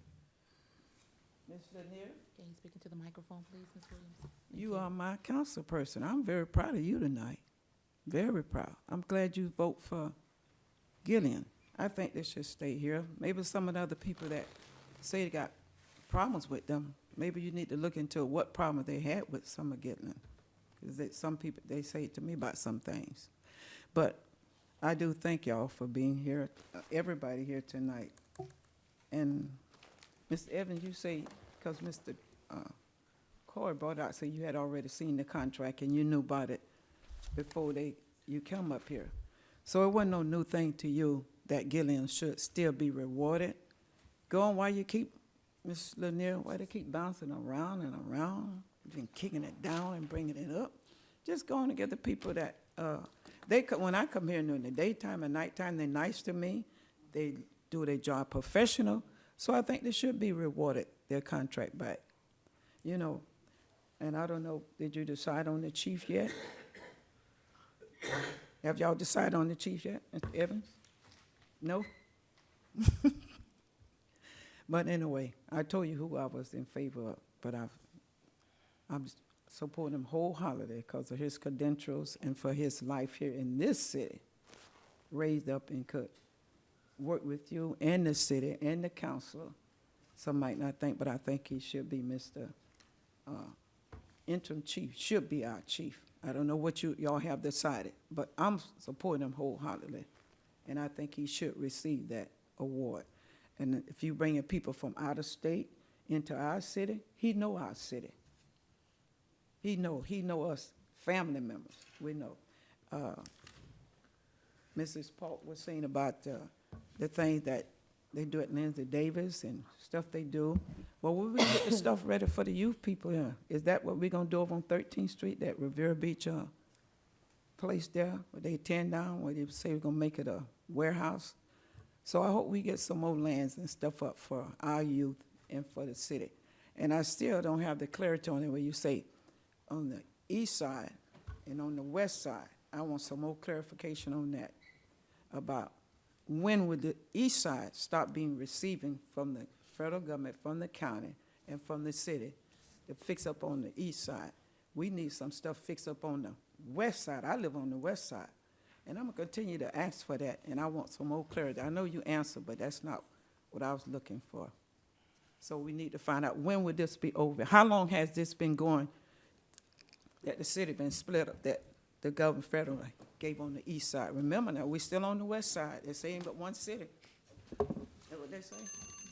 Thank you. That's it for public comment. That concludes. All right, item number 8.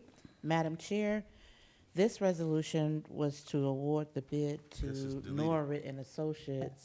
So, legal, do we still read it into the record, or do we move forward to the next item? You would just, It is mute, I'm Ma- well aware, but Madam Chair, if I may, I think procedurally what would happen is the clerk would read the resolution and then the council would vote not to hear the item, and then effectively it makes the item dissipate and we move on to the next item. Right, or to delete it Or after to she delete reads it, it. yeah. Delete it when? After she reads it into the record, so that the record will reflect what you're deleting. Okay, so you don't have to take a vote on it.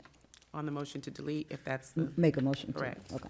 Do you just make a motion to delete it after can we just make a motion to delete it, or she has to read it in? I do not have to read it in. You could just make a motion to delete the item from the agenda. All right, do we have a motion? Madam Chair, Yes. did we skip number 6? Number 6, where is 6? Yes, we did. What is 6? I'm sorry. All right, so we're not at number 8 yet. So we're not. Item number 6. Right. Yeah. Resolution number 004-20, a resolution of the City Council of the City of Riviera Beach, Palm Beach County, Florida, awarding bid number 985201 to Walker Design and Construction of Boca Raton, Florida, for the construction of a metal apparatus cover at temporary Fire Station 88, located at the existing public work facility, in the amount of $218,500, authorizing the mayor and city clerk to execute the contract, authorizing the city manager to approve change orders up to 10%, authorizing the director of finance and administrative services to make payment for same from project number 18034 and provide an effective date. Madam Chair, we do not have any public comment cards on this item. The acceptance of public comment cards on this item is now closed. Okay, do we have a motion? So moved. All right, Mr. Manager. Madam Chair, the item before you is to ask for the expenditure amount of $218,500 to construct a temporary structure over the Fire Station 88, the interim Fire Station 88. The city has approximately $6 million budgeted for the purposes of design and reconstruction of new Fire Station 88. This particular structure would go over the temporary fire station to be able to cover the existing apparatus. Right now, as it stands, our apparatus are exposed to inclement weather, which leads to the deterioration of those assets, as well as fire personnel having to go out into weather conditions in the chance that they have to respond to a call. There was one responsive bidder to the particular solicitation, and staff recommends approval, and the interim director of public works and the interim fire chief are prepared to answer any questions that the board may have, and there's monies budgeted for the project in the existing 2020 budget, and staff recommends approval. Okay, did you say if we had any public comment cards? Madam Chair, we do not have any public comment cards. Council, questions, comments?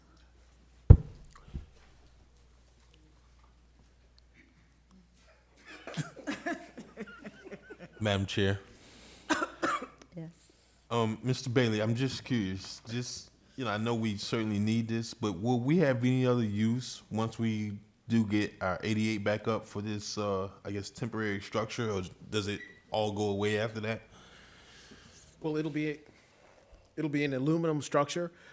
If you've been to the temporary 88 location at the Public Works site, there's a facility and building that is there. The structure will remain after the new Station 88 is complete, and it will simply add value to that entire property long-term.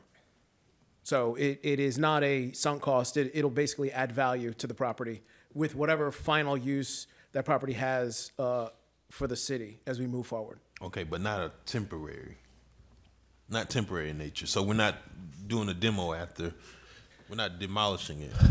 Theoretically, we could relocate it. It would take some time, effort, and energy, but it is something that if we decided to find another site where we can utilize this after we construct the new station, we could move it. But we can anticipate, a construction period of anywhere between 12 to 18 months. So it's going to be pretty permanent for all intent and purpose. Thank you. All right, any other questions or comments for item number 6? Well, just one other thing, being that I just realized that when we usually have the Public Works Director and the Chief here, some kind of way they always end up at the beginning of the agenda. I wish we could have put this at the very last since they can hang out with us a little longer. But other than that, I have nothing else. So, during the addition, deletions, and modification for next time, you may want to suggest we move it down then. Okay, thank you. All right, thank you. Anyone else? Thank you. Thank you. Madam Clerk? Councilperson Lawson. Yes. Councilperson Lanier. Yes. Councilperson McCoy. Yes. Chair Miller Anderson. Yes. Unanimous vote. All right, now we are on number 8. Number 8 is the awarding the contract to NORAD. Based on our conversation earlier, we said that someone could make a motion to delete the item due to us already awarding it to Giddens. Do we have a motion? Madam Chair, Yes, ma'am. I'd like to make a motion to delete resolution number 008-20, given the fact that the previous resolution number 007-20 was approved by the council. It wasn't really approved. Was not approved by the council. All right. Second. All right, Madam Clerk? Councilperson Lawson. Yes. Councilperson No Lanier. questions or comments? No. I'm sorry. Councilperson McCoy. Yes. Chair Miller Anderson. Yes. Unanimous vote. All right, discussion and deliberation. City Attorney Performance Valuation. Oh. Excuse me.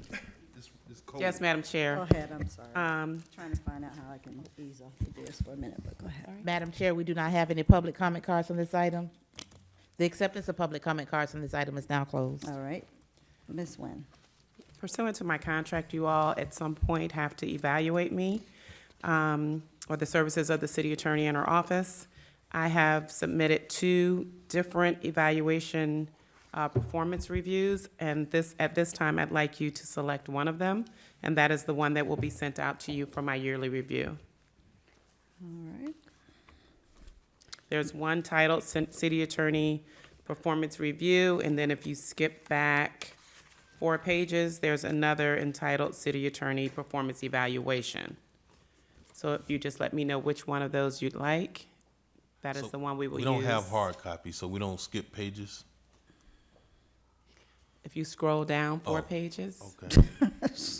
Scroll. It doesn't work. It scrolls. So the city attorney performance review rating sheet, Right, that's about 4 pages.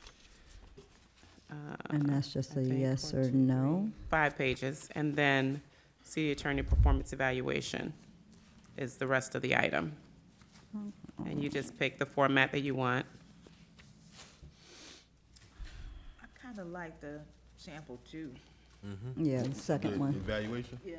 The second one? For me. Okay. Is that the Mr. Lawson? consensus? Sample 2, Madam Chair. Mr. McCoy? Yeah, evaluation is good. All right. Okay, So the thank you. second one. Thank you. All right, item number 10.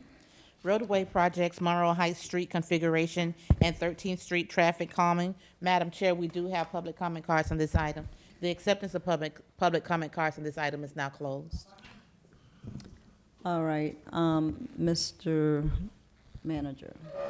Madam Chair, members of the board, upon my arrival, there was information that was provided to me by members of this council concerning the project that we refer to as the Monroe Heights Improvement Project. We did have an opportunity to have a discussion with the board at your first workshop to have conversations as to how we can look at some options and alternatives to move this particular project to closure.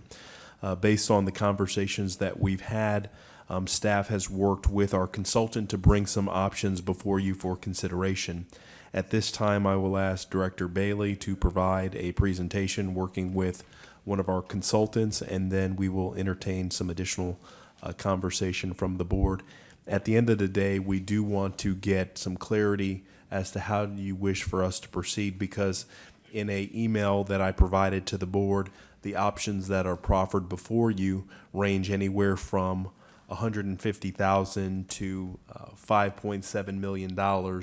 And of course, there's some significant time that's associated with this, but we do want to make sure that the project is something that the board is in support of and that the community wishes to see as it relates to the project. So without further ado, Director Bailey. Good evening, council, manager. As you know, we've had many discussions on Monroe Heights. To sum them up, there's a concern in reference to the gutter down the middle of the road. At the workshop, as mentioned, staff was commissioned to come back with multiple options so that we could present them back to the community and have a robust discussion of how Monroe Heights will end at the end of the day when this project is deemed complete. Here with us today is Suzanne Dombrowski from Chin & Associates, the consultant who does a lot of work with the city and has provided the report that was attached in the previous correspondence. And with that, I'll turn it over to Suzanne. Thank you, Terrence. Good evening, Council. Suzanne Dombrowski, Chen Moore & Associates. So the project area we're looking at is Avenue Q to Avenue M, 26th Court to 23rd Street. Specifically, the streets with the valley gutter going down the center, which are included in our study, are the east-west roads only. So all of these alternatives you see only apply to these east-west streets. Right now, the project is substantially complete, meaning everything has been installed except for the last layer of asphalt on the road. So the existing condition section that you see out there right now is a 30-foot right-of-way. We have two 10-foot travel lanes with the concrete valley gutter going down the center.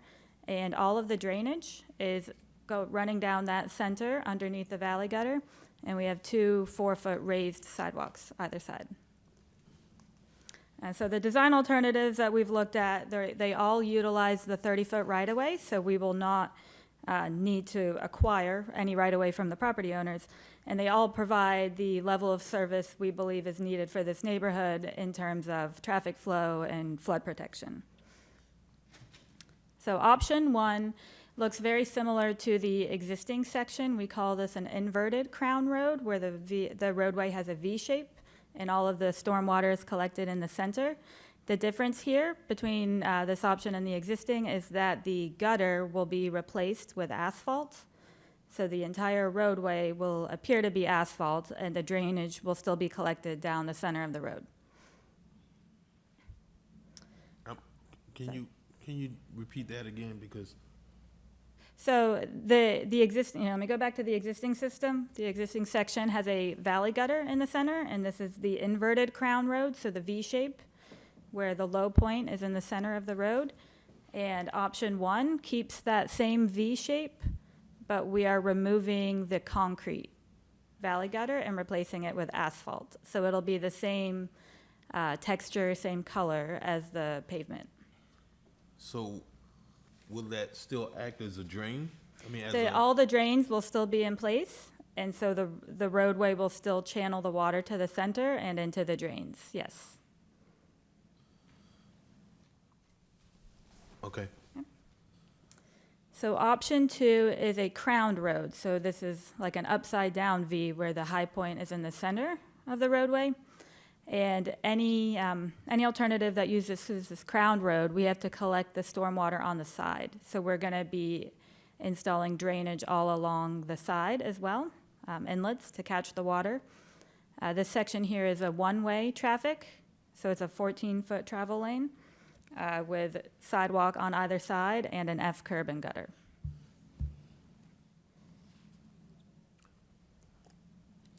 Option 3 is a crowned road again. This is two-way traffic, two 11-foot travel lanes, no sidewalk on this section. We have a 2-foot grass strip on either side. Option 4, again, is two-way traffic, crowned section, sidewalk on one side, and the F curb and gutter. These are two 10-foot travel lanes. And then option 5 is a crowned section with 4-foot raised sidewalk on either side, so that's no curb and gutter. But you still would be installing the drainage on the side of the road to collect the stormwater. So the cost comparison to complete the existing design, which is just to add the top layer of asphalt on all the east-west streets, is $144,000. And then you'll see the options vary from 1 million up to 5.7. All right, and I'm happy to take any questions you may have. Madam Chair, if I may, what staff's seeking from the board as it relates to this particular item is to request direction as to how you wish for us to proceed. If you can select 3 or 4 options for consideration, staff would like to have a series of community charrettes to get some input and perspective from the residents in that impacted area. Because if we look at a situation where we're going to expend anywhere between $3 million to $5 million or $6 million for that matter, we can understand that there may be some concerns as it will result in additional disruption and a longer construction period because you're effectively, redoing the roadway project. So if the board is amenable to taking that approach, staff will be prepared to have a series of community charrette meetings, working with development services to make sure that there's appropriate notice, and having a participatory discussion with residents in the community, ultimately then bringing that information back before you all, and then moving forward with allocating the appropriate funding associated with that project. Also, the board can, if they choose to, select an option and have us and have staff move forward, or select one option that you would like to have the community provide some input and perspective. But obviously, we know that this has been a point of discussion throughout the city, and we wanted to get some clarity from the board as to how we wish to proceed. Once we get direction on this item, then Director Bailey has a supplemental item that is related to this item, and we will share that after we have the dialogue with the board as to how you wish to proceed. All right, you said we had public comment card? Yes, Madam Chair, we have one public comment card. That wasn't the one that was submitted late, is it? No, Madam Chair. Okay. William Wiley.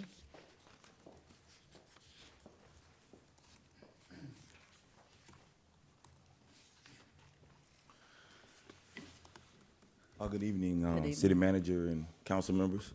My name is William Wiley, for those who don't know.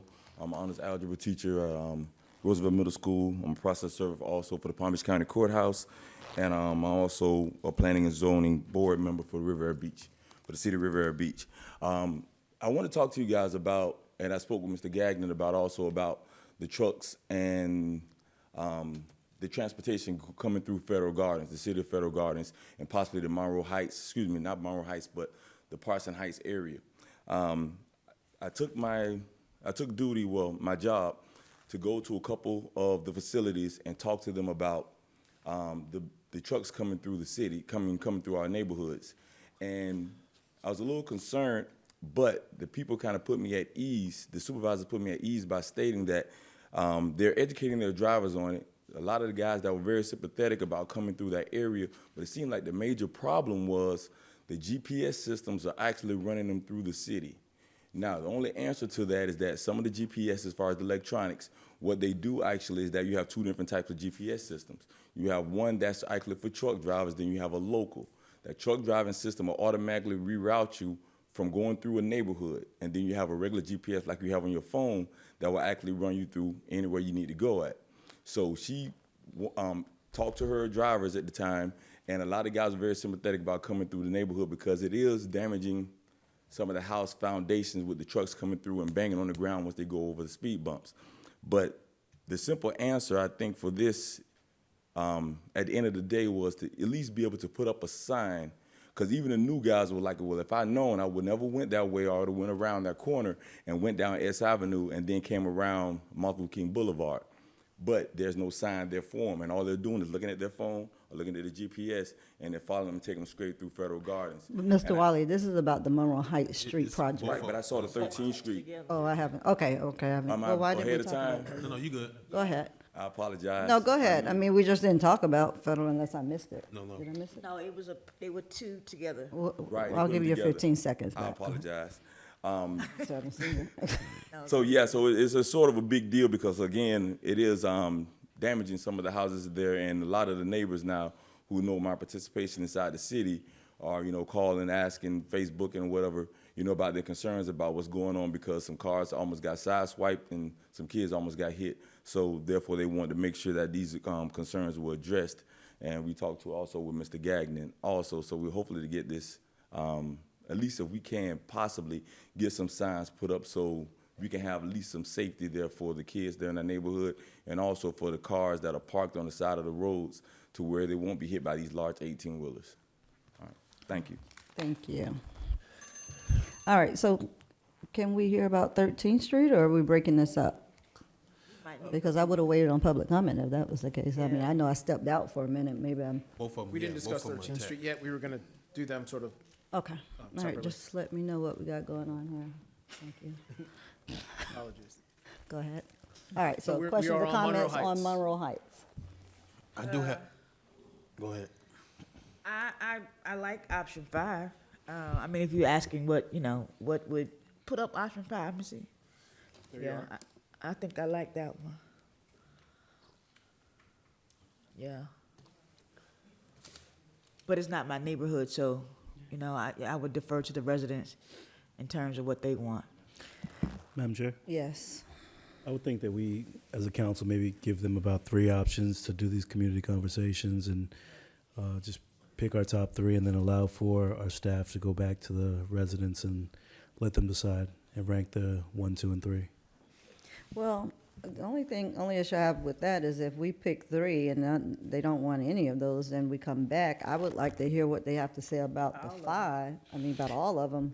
But you can't give them too many options. That's Madam Chair. that's the issue. say Madam that. Yeah, but People- this don't is the say that. thing, People know though. what I don't they- want to be right back where we are, because if we pick the 3 that they don't want, and that's all they have to vote for, then you all didn't give us an option regardless. You gave us what you wanted to give us, so why didn't you just go ahead and select what you want? Why bring it to us?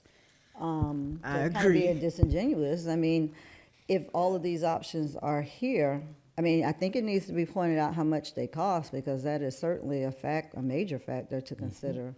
But I just don't want it to be that we're deciding and they're only giving input on what we've already decided on. Granted, tonight is the opportunity too to share, but of course, everybody doesn't come to the meetings. But we've gone down this road several times over the years. I know I saw one of the options being the one-way street. Right. And there was some contention about that issue, so I'm just not trying to go down this road again. I really hope that we get a lot of participation, because I think that was part of the problem too. We didn't have a lot of participation. We had 2 different survey charrettes. And they were manipulated surveys, I would say. I don't know. I wasn't a part of it, so I I was lived not in a. District 1. Okay. Despite what people think Pull or it down. say. Okay. But, Pull your you mic know, down. here's what I want to ask. Down, please. Thank you. Is that better? Yes.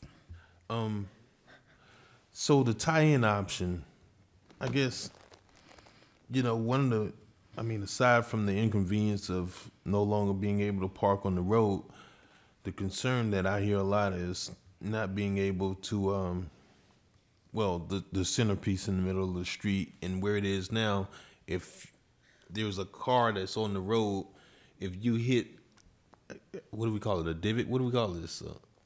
The center sidewalk? Then it kind of jerks the wheel and it like redirects you. So you really have to, drive with two hands on the wheel when you're going down there. My concern is I'm looking at, I guess, one of the options and the tie-in options. If you go with the Crown Streets, here's one of them. Which option are you referring to, sir? I guess this is one of them. So this one right here. Mm-hmm. So my question is, how much of the road do we have to, I guess, do we have to remove the whole lift off of the road in order to tie in the curb gutters back to the existing drain that's already in the center of the road? Yes, any relocation of the drainage from the center of the road to the outside is a major, which is why you see such a price difference to the tune of $2 to $3 million. You'll notice the less expensive options leave the drainage down the middle of the road. As soon as you move the drainage to the outside, in order to get the road crowned, you pretty much add $3 million to the project, just to go from crowned versus inverted crown. Mm-hmm.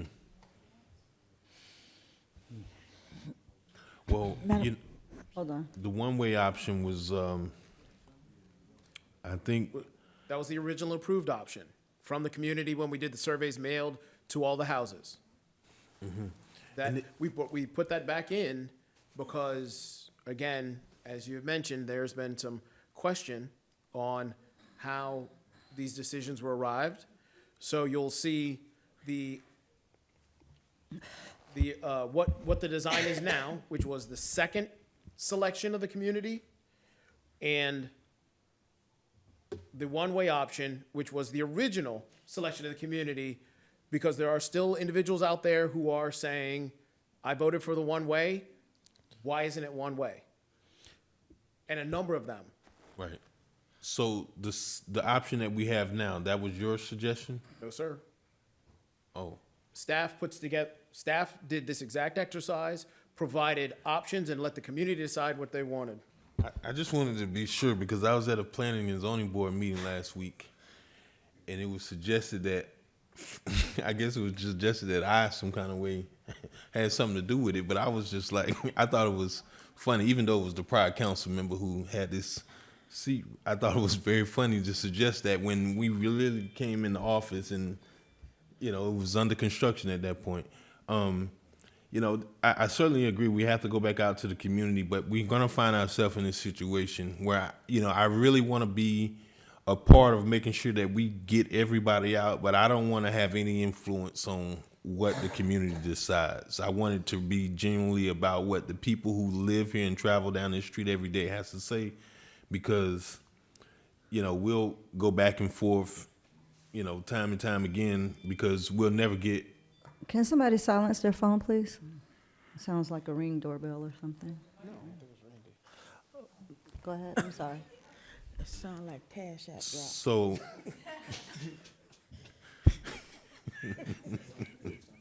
so I would like to see if we can, certainly, we definitely have to have a lot of community meetings about this, because I don't think we're gonna get everybody on board to one design.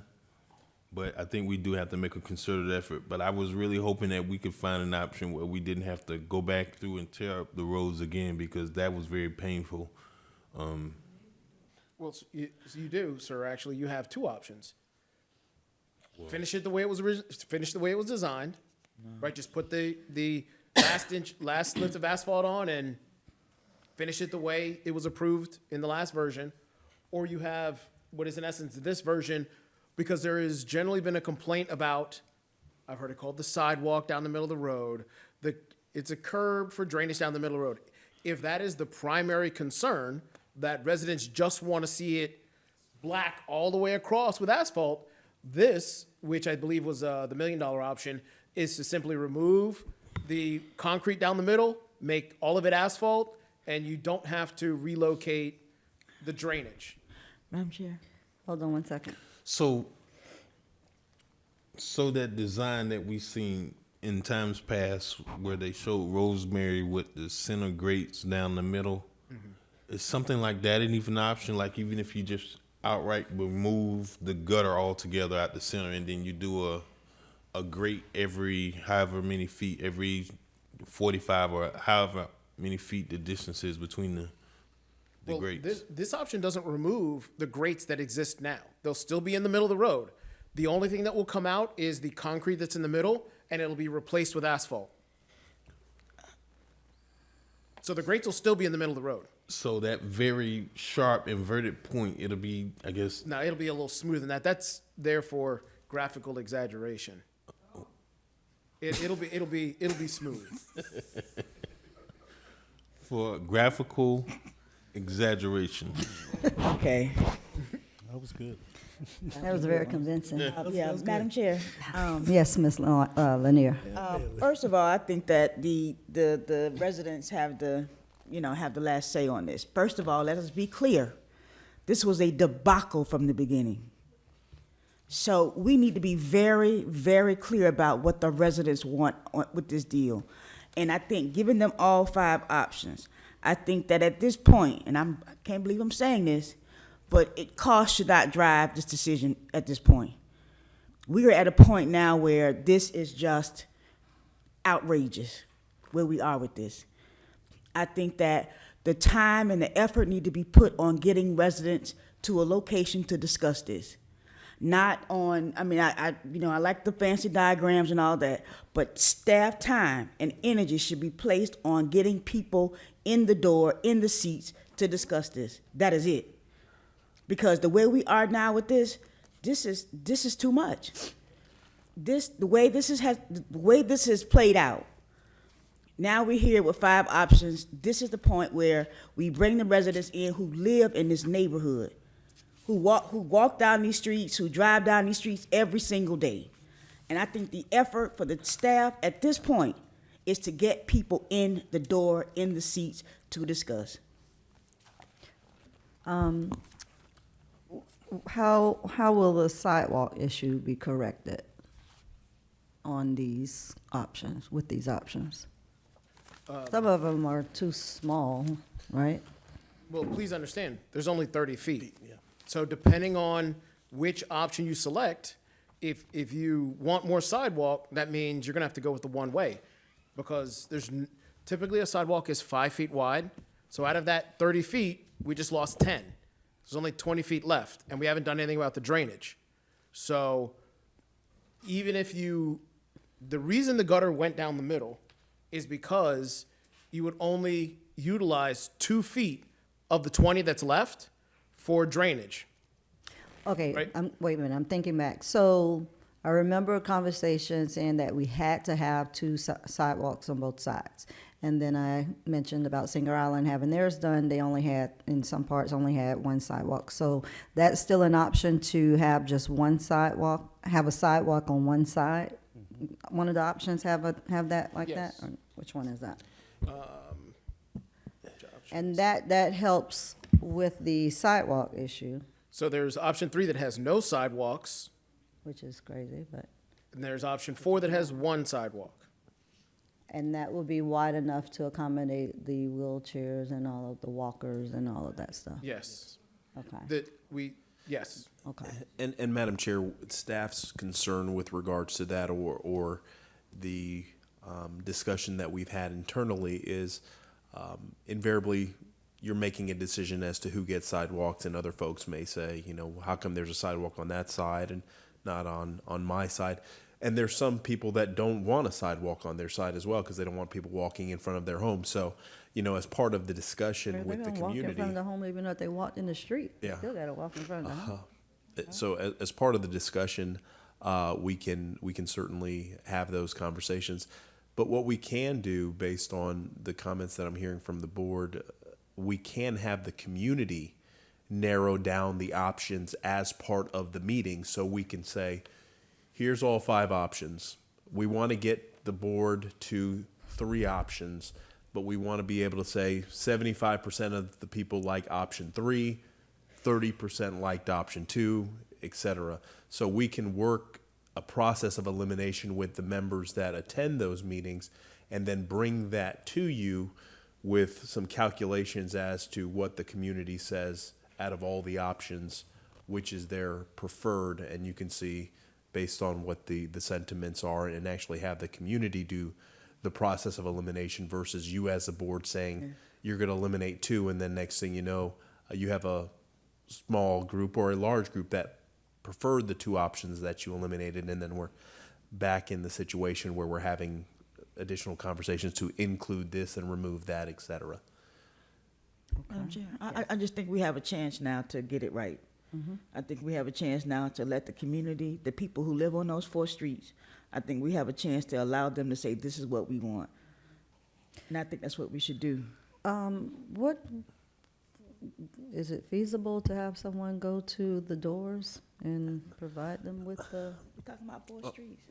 What my recommendation would be is to work with a graphic designer to create a literature about the meeting, and then to see what the options are in the price tag. So kind of provide some information in advance to the meeting, and then we get into the more substantive facilitated discussion. I won't have staff facilitate the conversation. I will have somebody from the outside facilitate that. We as staff will be there to assist, and then bring that back for the board for consideration. And so there's probably a series of at least 3 to 4 meetings that we would have concerning this project, and drilling it down in more specificities. But we would go door to door, because it is a small area in the community, and we will send to property owners as well as engage individuals that reside in the homes as well. Okay. Anyone else? Madam Chair? Yes. Mr. Bailey, the one-way road option, what would that do in reference to any road parking?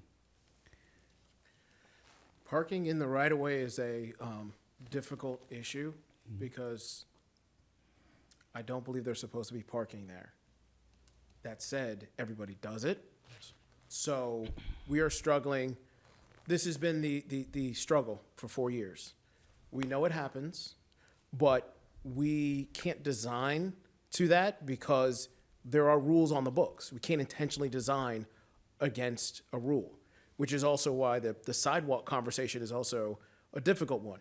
There's the code that says when we rebuild roads, we're supposed to put sidewalks on those roads. Obviously, the council always has the authority to override that in their motion when they direct staff on what this community wants. But the parking is an issue because there's only 30 feet.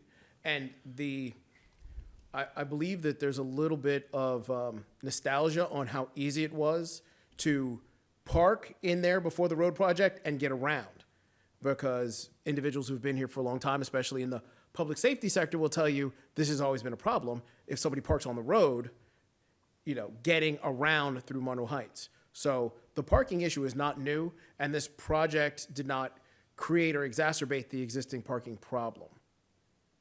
There's only 30 feet. So if you park your car there, everyone's gonna have to go around. And if 2 people park next to each other, I don't know that anybody in good conscience would try to squeeze in between 2 cars sitting next to each other in that area. So my question is that current policy does not allow for us to have road parking in the Heights? It's a little more complicated than that, because the parking, from what I recall, and I don't have it in front of me, you can't park in front of driveways or next to driveways. You can't park in front of fire hydrants. And in effect, because the driveways are so close together and they're hydrants, it really doesn't leave 20 to 25 feet anywhere, especially in this type of community, where you could park and not violate one of the different don't park here type rules inside the city's right-of-way. So if there was space with a one-way road, would they only be able to park in the direction of traffic? Being that we don't have that anywhere in the city where we have indicated specifically for what is in essence on-street parking. When you have on-street parking, it goes through the site plan process to where you decide how you're going to do it, where you're going to do it, look at the driveway spacings. It's part of a much more intense look where you're going to put on-street parking, because there are a number of different factors of where it will work and where it won't. And that's typically not in a residential neighborhood of this nature. Think of more of a commercial, arterial, or somewhere in a downtown type setting where you're going to pull off and do on-street parking. Madam Chair, if I may, also, we see it in every major metropolitan city that has these constraints where they say Monday, Wednesday, Friday, you park on this side, Tuesday, Thursday, you park on that side.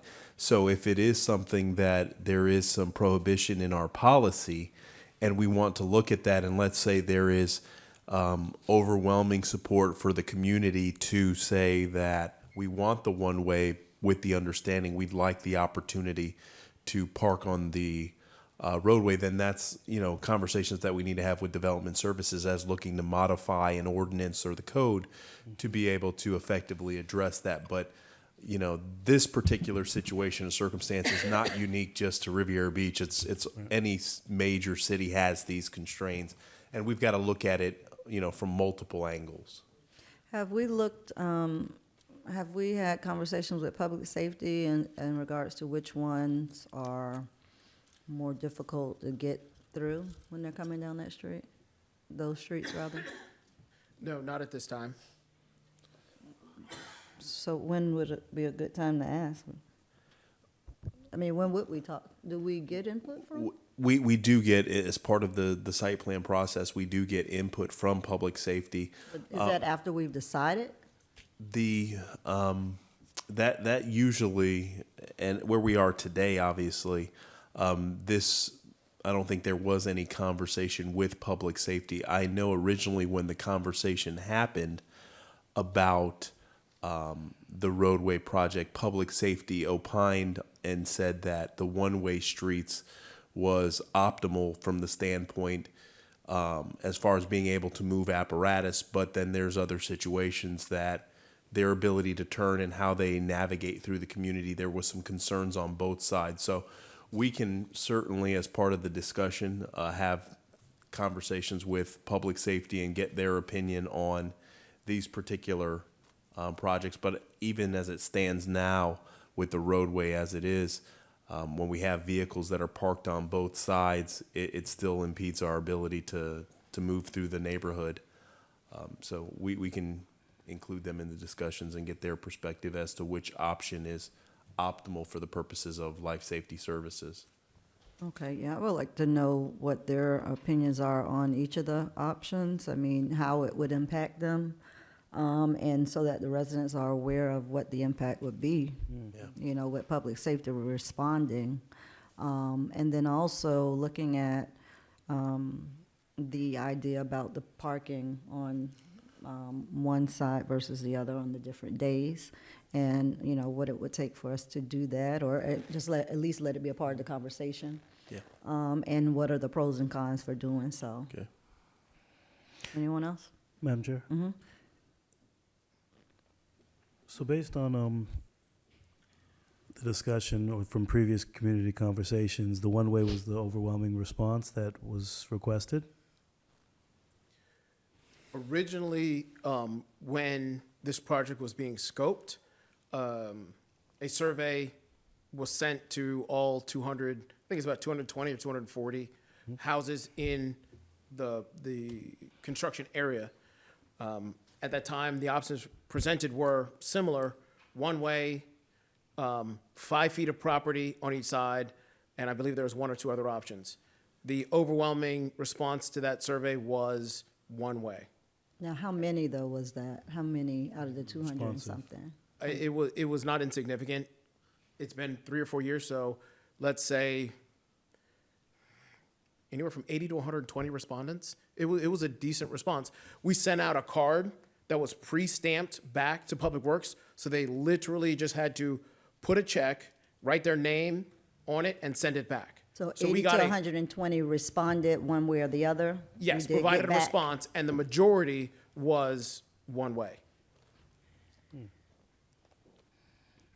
And then what changed that? What happened? There was an election. Okay. And then when, did they do another survey? Hold on. Well, hold on. What election? We already know election. What was the response from the community? Was there another survey done? Yes. So how many how was that done? A meeting was called, and individuals filled this chamber, and cards were handed out to the individuals in the chamber, and they selected the option of their choice. How many people was that? 7. It was a handful. Maybe 30. Okay. High 20s, maybe 30. All right. Okay. Madam Chair? Yes. Okay. As I said before, we know what happened with this from the beginning. I think that we need to start these charrettes. I think you need to get your public information officer to get the information out to the public on the city's website, scroll it on Channel 18. If we had that many respondents initially, then there should be as much more interest at this point in terms of getting this right. And I think the only way that we're gonna be able to get this right is from the people who live on those streets and having them to come to these charrettes. But I want to say this, and I want to be very clear. We have to do our part to get the people there. The issue has been, you get 6 people there, 8 people there, and then, that makes a decision, and, maybe they say 80, but we know it's 8. But the issue here is that to get the people in the room to be able to talk about their own streets. And I think that we need to put the effort behind getting that public information out and getting those charrettes done. All right. Absolutely, Madam Chair, and we can do that. And the other thing about it is we want to make sure that not one or a group of folks take control of the conversation. That's why I think it's important to have it facilitated, so we get a tangible product that you all can make a public policy decision on. All right. Any other questions, comments from the board? So it's the desire from the board to bring all those options and then have the community narrow it down to at least 3 for you all to consider. That's my recommendation. Mr. McCoy, Mr. Lawson. Yes. Yes, Madam Chair. All right. There is one more issue. 13. I believe you were provided by email and paper copy tonight. Due to the length of time between the workshop where the council directed staff to stop the project and today, there's a concern by the residents in Monroe Heights that the Avenue O specifically, the manholes and the valve risers are sticking up about 1 inch because, again, it's missing that last inch of asphalt. We've gotten a couple complaints about cars, tires, rims, alignments. And so I believe someone approached the mayor and maybe I believe a number of you all in reference to this. So staff looked into what would be the cost to just put the second lift of asphalt down Avenue O, and which will eliminate this issue. Obviously, this conversation we're having right now has 0 impact on Avenue O because Avenue O is already a crowned road that you would expect. So any changes or deviations will not, that are selected through this process will not impact Avenue O, and we won't have any redundancy. So this memo sort of outlines the request by the residents in Monroe Heights to, in essence, put the second lift of asphalt just down Avenue O so that they don't have to continue running over the raised valve covers and manholes. And that's 7, am I looking at this right? 7 million? What is it? Am I That's looking the at wrong total thing? cost of the Yeah. project. So you know. $95,000 would be the cost to pave just Avenue O. Yes. Oh, okay. And you can kind of see in the picture, obviously, that there's an elevation difference. I'm sure you've been out there to see Well, it was like that in Park Manor, too. during, We until just the put second some lift of spray asphalt. around it and told people to go around it. Until the second lift of asphalt Yeah, was which down. was a while and- afterwards. Well, once the second lift of asphalt is down, It Avenue was H good. runs pretty smooth. Yep. So their request is that they don't want to have to drive over that for however long it'll take for us to make this decision, do a design, go out to bid, and actually construct the ultimate option. So we currently, Avenue M is under construction right now. We authorized that contract Was that in, I think, July or August? I can't call when we came to council. But we've gotten a proposal from that contractor who will be laying asphalt in the next 3 weeks as part of the Avenue M project to also do Avenue O. The request is that that will take that contract over the city manager's 10% allowable change order authority. And we have your current standing order not to do anything else on Avenue O. So staff is requesting the motion that is listed below, authorizing completion of the Avenue O and acknowledging that it will take it over the 10% signature authority of the manager in order to implement your will if it is. What percentage has been paid out on the contract already? So. Because it was included, right? It was included, but we told them not to do it. And it's a different contractor because remember, it's been 4 or 5 months, maybe longer, since they're pretty much done and gone. And that's Mancon who did that work. So it would be. But that was a part of the It was scope. a part of the project, but remember, we also gave them directive that we're taking it out of their contract. So has been removed from their contract because we wanted to close that contract. Remember, we were having issues with Yeah, Mancon. that's why I'm saying, what percentage did we already pay? I don't have the We didn't pay the Well, we didn't pay 100%? this. We didn't pay for this because they didn't do it. Okay. So what percentage did we do, though? Again, there were change orders back and forth. I don't have the percentage of the Mancon contract, but Mancon wouldn't be the contractor we would have do the work. Almazon, you may remember, like I said, 6 months ago, we authorized Almazon to do Avenue M. They are getting near completion. If you've been on Avenue M, you can see concrete work is pretty much done. There's only, they're about to pave. So while they're bringing the pavement, but the asphalt and the paving machines, they could come over to Avenue O and do this for us at the same time and have this accomplished within the next 4 weeks. Otherwise, we'd have to go through a extensive bid process in order to get it done, if that's the will of the council. So you're saying with the pay app, we did not close them out? We took this out before. We removed all the scope of work that the council directed us not to implement was removed from their contract. But I thought they were pretty much done and they had been paid and we were just holding up from them putting out the last layer out. Yes, we removed it from their we removed those elements from their contract. No, I'm saying I thought everything was pretty much done and they had almost received all of their money. And they were gone or leaving before we told them anything about that. So they were still around and we told them we were going to take this part out and we did not pay for that already. We have not paid for this from their contract. All right, anyone else? Yeah, but I just want to know, why do I have it like this? Why wasn't it a part of the agenda item? This came up after the agenda was submitted. It was an issue that was discussed, but because we were talking about the item, I discussed with Mr. Evans, would this be a good time to bring it up as a But you request coulda- from the you coulda- you coulda community? You could have just added this to the agenda. This is a whole resolution and everything right here. Why you just say add it to the agenda? Mr. Evans, you want to? This particular, in my conversations with Director Bailey and continuous comments from folks in the community, the memorandum was proffered as a supplement to this particular item. We are not moving forward with a new resolution. We're asking for a motion to allow for staff to modify a previous resolution so we can benefit from the mobilization of an existing contractor. Our concern is that in the event that when the agenda was posted and those kind of things, if we were to go through the process and push this to another week, we may miss that window when the contractor was going to be mobilized.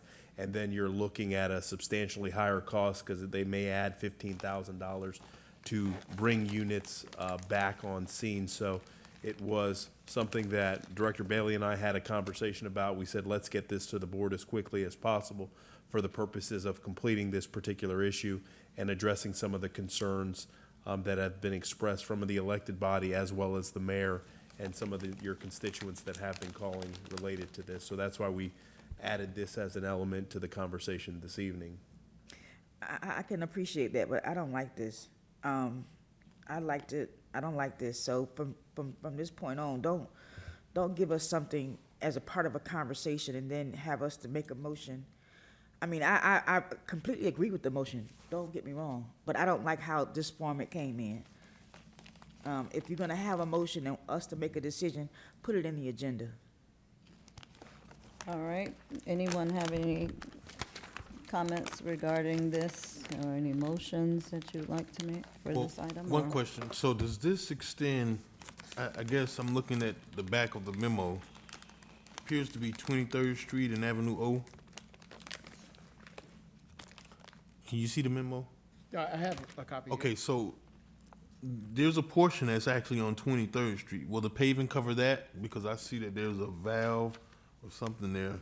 So the paving, as we've set it up, will be for Avenue O, and then, as you know, when you come around the corners, there's a radius. It'll flare out all the way to the end of the radius, so when the side streets straighten out.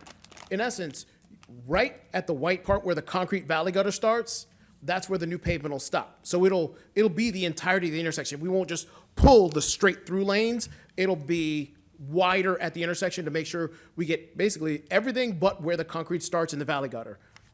So it'll carry the valves I think you're discussing, you're Right. questioning. And there'll be some, There'll be a transition back down to where it's 1 inch lower, okay, not a speed bump, right? not a speed bump. Well, I mean, you don't get to driving up 23rd Street and all of a sudden, boom, you gotta, a harmonization. There'll be a little ba-doom because, I just don't want it to be like, well, so there are stop signs at those intersections, so they should be stopped Yeah, and but- rolling into the intersection at the stop sign. So there shouldn't be any careening and a ba-doom. He's speaking from personal experience, obviously. No, I'm looking at this picture. You see, You gotta stop for the stop sign. okay. All right. So let me ask a question. Can you increase the scope when it was not originally envisioned? Yes, that's what a change order does, as long as it's not a material change. But see, The I don't- asphalt is in their bid and contract, so this is, in essence, just a quantity overrun. We wanted to buy, So you didn't know this would be needed before? well, we were given direction from the council, do not do anything else in Avenue O. So that's why I said we had to come back. Your last direction was, do not finish that Avenue O project.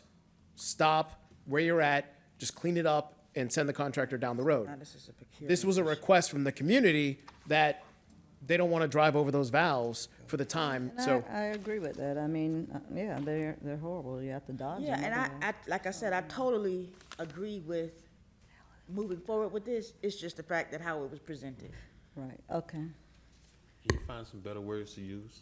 That's our district, You said something about your sector funds? What? No. He could take it out of his sector funds? If you'd like to add that to the motion. Whose motion was that? And what? But it's already budgeted for, the money's already there, so. I'm just saying, we could- you just gotta, so are we making a motion to allow this to move District One forward? sector funds? Mr. McCoy, would you Yeah. like to do the honors? Yeah. Yeah, I make a motion authorizing the city manager to exceed the 10% change order authority as outlined in Resolution 46-18 and Resolution 30-19 for the completion of the Avenue O project, less the side streets 23rd, 24th, 25th, 26th, and 26th Court. Authorizing the Director of Finance and Administrative Services to make the payment for the same. Are we putting an amount? I know in the fiscal impact it says 95,000, but we're just leaving it open to exceed 10%? That could be To 100? exceed 10%. Uh-huh. To not exceed 10%? What? I would say, if, Madam Chair, if I may, not to exceed $95,000. If we've gotten Yeah, that I- cost, that needs to be Yeah, I would be comfortable with specified. that. So, If you'd make it, I think it was 95 and So 95, 96,000? 301 or something to that effect, the exact number, but 96,000? 96. All right, can you, how do you want him to do it, Ms. Claudine? Since it says, city manager to exceed the 10% change order, but we're now saying for it not to exceed 96,000. And point of clarity, that would be for this effort, because there are already, I think there's one change order for a very small amount that has already been worked on. So 96 is not the grand total of all change orders. It would just be this Avenue O Oh, yeah, he effort. read the rest of it off, Okay, what it has written in the memo, right? Those are, right. Well, the change that you're proposing, I don't want it to be confused that 96,000 is the total of all change orders, because there are a couple of that are existing that are already executed inside the manager's signing authority. This would be 96,000 for this Avenue O work only. only, yes. Because we know this is a defined cost. So that's not what we're saying? What are we saying? We're not saying that? Isn't that the same when you say for the completion of?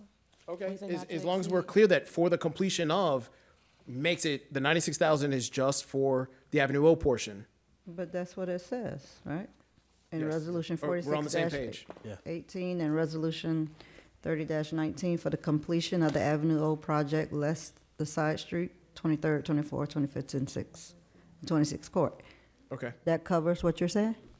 I think so. Yes. Well, who wrote this? So, Madam Chair, how the motion would read is a motion authorizing the city manager to exceed the 10% change order authority as outlined in Resolution 4618 and Resolution 3019, not to exceed $96,000 for the completion of the Avenue O project, less the side street, 23rd Street, 24th Street, 25th Street, 26th Street, and 26th Court, authorizing the Director and Finance and Administrative Services to make payment for same. All right. Your motion still stands, Mr. McCoy? Yes. Your second still stands? Okay. Madam Clerk, did we have, I don't even, did we do, yeah, we did public comment, right, earlier? Mr. Wiley, and, We done but with now public we're comment. getting to 13th Street. Can we, do we need to vote on this now? Need to Yes, complete please. this one and then move on to discussion regarding 13th Street. It really feels like it's 11 yes, o'clock. 2 I mean, it really feels late here. Go ahead. Councilperson Lawson. Yes. Councilperson Lanier. Yes. Councilperson McCoy. Yes. Chairperson Miller Anderson. Yes. Unanimous vote. All right, now we're going to take a look at 13th Street traffic calming. Yes, thank you for your patience and that vote. There has been concern from residents along 13th Street about traffic patterns and the use of 13th Street by more heavy trucks and the noise that it creates, potential damage to the road and the houses. So this a study was commissioned on alternatives for traffic calming to try to alleviate this issue of trucks using 13th Street through that residential neighborhood. And again, Suzanne, still here. Suzanne Dombrowski is here to provide that analysis. Thank you, Terrence. Good evening, everyone again. Suzanne Dombrowski, Chen Moore and Associates. So we looked at the 13th Street corridor. As you can see, this is between Avenue U and Avenue R, runs through the residential neighborhood of Federal Gardens. It's surrounded by schools, you've got some recreational uses and industrial uses with the UPS facilities. So we looked into various alternatives to reduce both either the speed or the volume of vehicles going through this corridor. And these alternatives, they're based on national studies by transportation organizations. They look at the effectiveness of these methods throughout the country. So the current section for the 13th Street corridor, it's two 12-foot traffic lanes, and the speed limit is 25 miles an hour. So our alternative one is to narrow the traffic lanes with the use of striping. You could either do the one solid stripe or have some cross striping here. And the narrow travel lanes is one method that's shown to reduce speed and increase driver awareness. The second alternative is introducing traffic calming signage. You already have speed humps in the area. I think you've got 2 sets of them through there. So adding this traffic calming signage, again, it's increasing the driver awareness, signalizing to everyone that they need to slow down as they enter the neighborhood. Alternative 3 is a raised intersection. So this would be,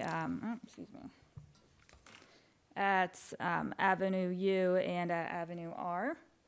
And the raised intersection is going to physically force vehicles to slow their speeds as they go through there.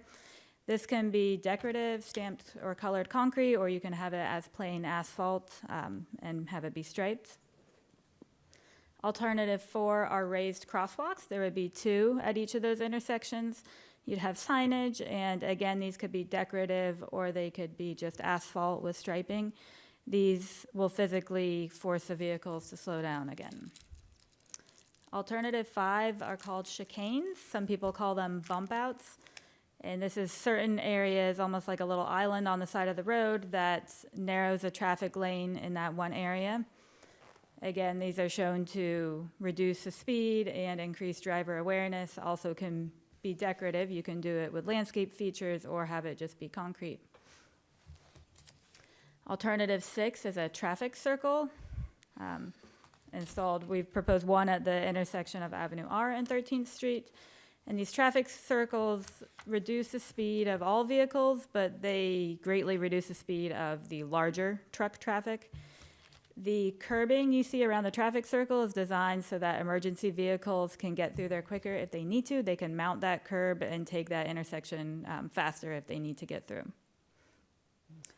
Alternative 7 is a permanent road closure, so 13th Street would end there at Avenue U, and you could replace an asphalt with sod or concrete, however you wanted to do it, and have it signs. Now this would have access only to this neighborhood from the west side, so that's, both with emergency vehicles and the neighborhood. Alternative 8 is a partial road closure, so only eastbound traffic would be allowed through this area. And this would prevent the general population from traveling westbound through the neighborhood. Emergency vehicles could still pass through there if they needed to. Obviously, they'd be going through a one-way street. And so the costs vary, pretty significantly. In the alternatives, they can be combined. It doesn't have to be just one. But you'll see they range from $1,500 all the way up to $30,000.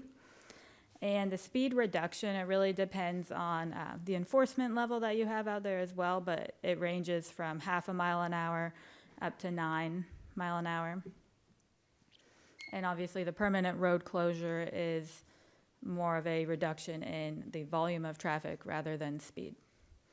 And we've also signified in here which ones we think would be considered a beautification to the neighborhood as well.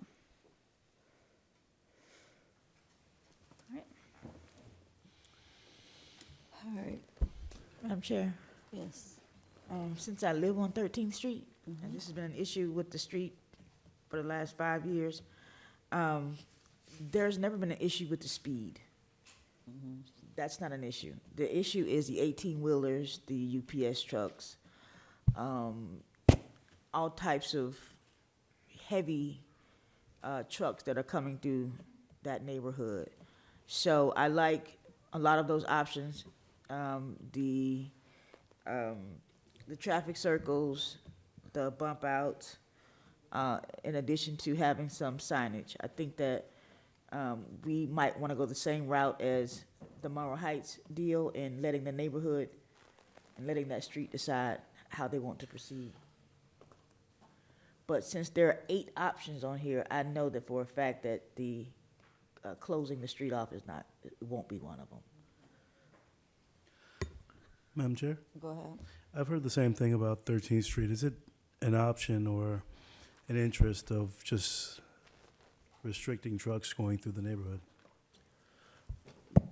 Madam Chair, unfortunately, since it is a public roadway, we can't restrict access to the neighborhood. If there was a situation where the weight would impact or impede, the infrastructure there, or damage the infrastructure, then we have a little bit more to stand on. And we did do some structural reviews to see if effectively that was another mechanism we can utilize, and based on the information that was provided, everything seems to be up to standards. So that's why we have proffered these options for consideration. Madam Chair. Were you done, Mr. Lawson? Yes, Madam Chair. Go ahead. So is it possible to do something like a artificial archway or something like that, where you can reduce or, you can maybe put a sign that says like entering federal gardens and have it at a certain height to prohibit, large trucks from going through? If the Similar council to- wanted a beautification project that had something large that forced vehicles to pass underneath. Like a and bridge. that, pardon? Similar to how there's bridge clearances in, Like an arch Something or of that nature. But would I don't, you I say- don't, thi- I Because I don't know think. there's some sector dollars over in district, And here's the other access. The other issue is some people do get FedEx deliveries. Some people get Amazon deliveries. And so, when you do that, understand that, one, there's going to be other people throughout the community that want that. And two, now you're impacting the ability for, certain packages and things to be delivered as well. So we're or moving conscientious trucks. of Remember, that. moving trucks are Moving semis. trucks as I mean, well, if somebody's so. moving a whole house, they're probably backing up a semi and, Yeah. So the trouble is it's all the same truck, right? It's all the same truck. So the ones that help our lives be wonderful look the same as the ones that really kind of I think, degrade. So it's very difficult to create a physical barrier that will separate the ones we like and the ones we don't like because they're exactly the same truck. Madam Chair? No, I agree. The FedEx trucks or UPS trucks, I mean, you couldn't very well do anything about that. I know that when Mr. Evans, city manager number one time he was here, he did go and talk to UPS, and they did stop. But then, after he left, and it just kind of started back up again. So the conversation that he did have with that business section right there, they did stop. But then we were back at it, the same thing again. So we're just trying to figure out ways now that we can just eliminate it altogether in terms of, this circle, maybe these bump outs, something that can physically stop them from coming through, because he's had the conversations. We've had the conversations with them. They've stopped. We've had people, police officers come, they ticket, they stop. But this has been going on for the last 10 years. They'll stop for a minute, 4 months, 5 months, and then we're back at it again. So there needs to be something that permanently just, makes them say, okay, I'm not going down that road again. But what happens is that what you have to understand is that when they come down 13th Street, it's not only the GPS is bringing them there, they are avoiding 3 school zones. Coming down 8th Street, coming down Australian, coming down Blue Heron.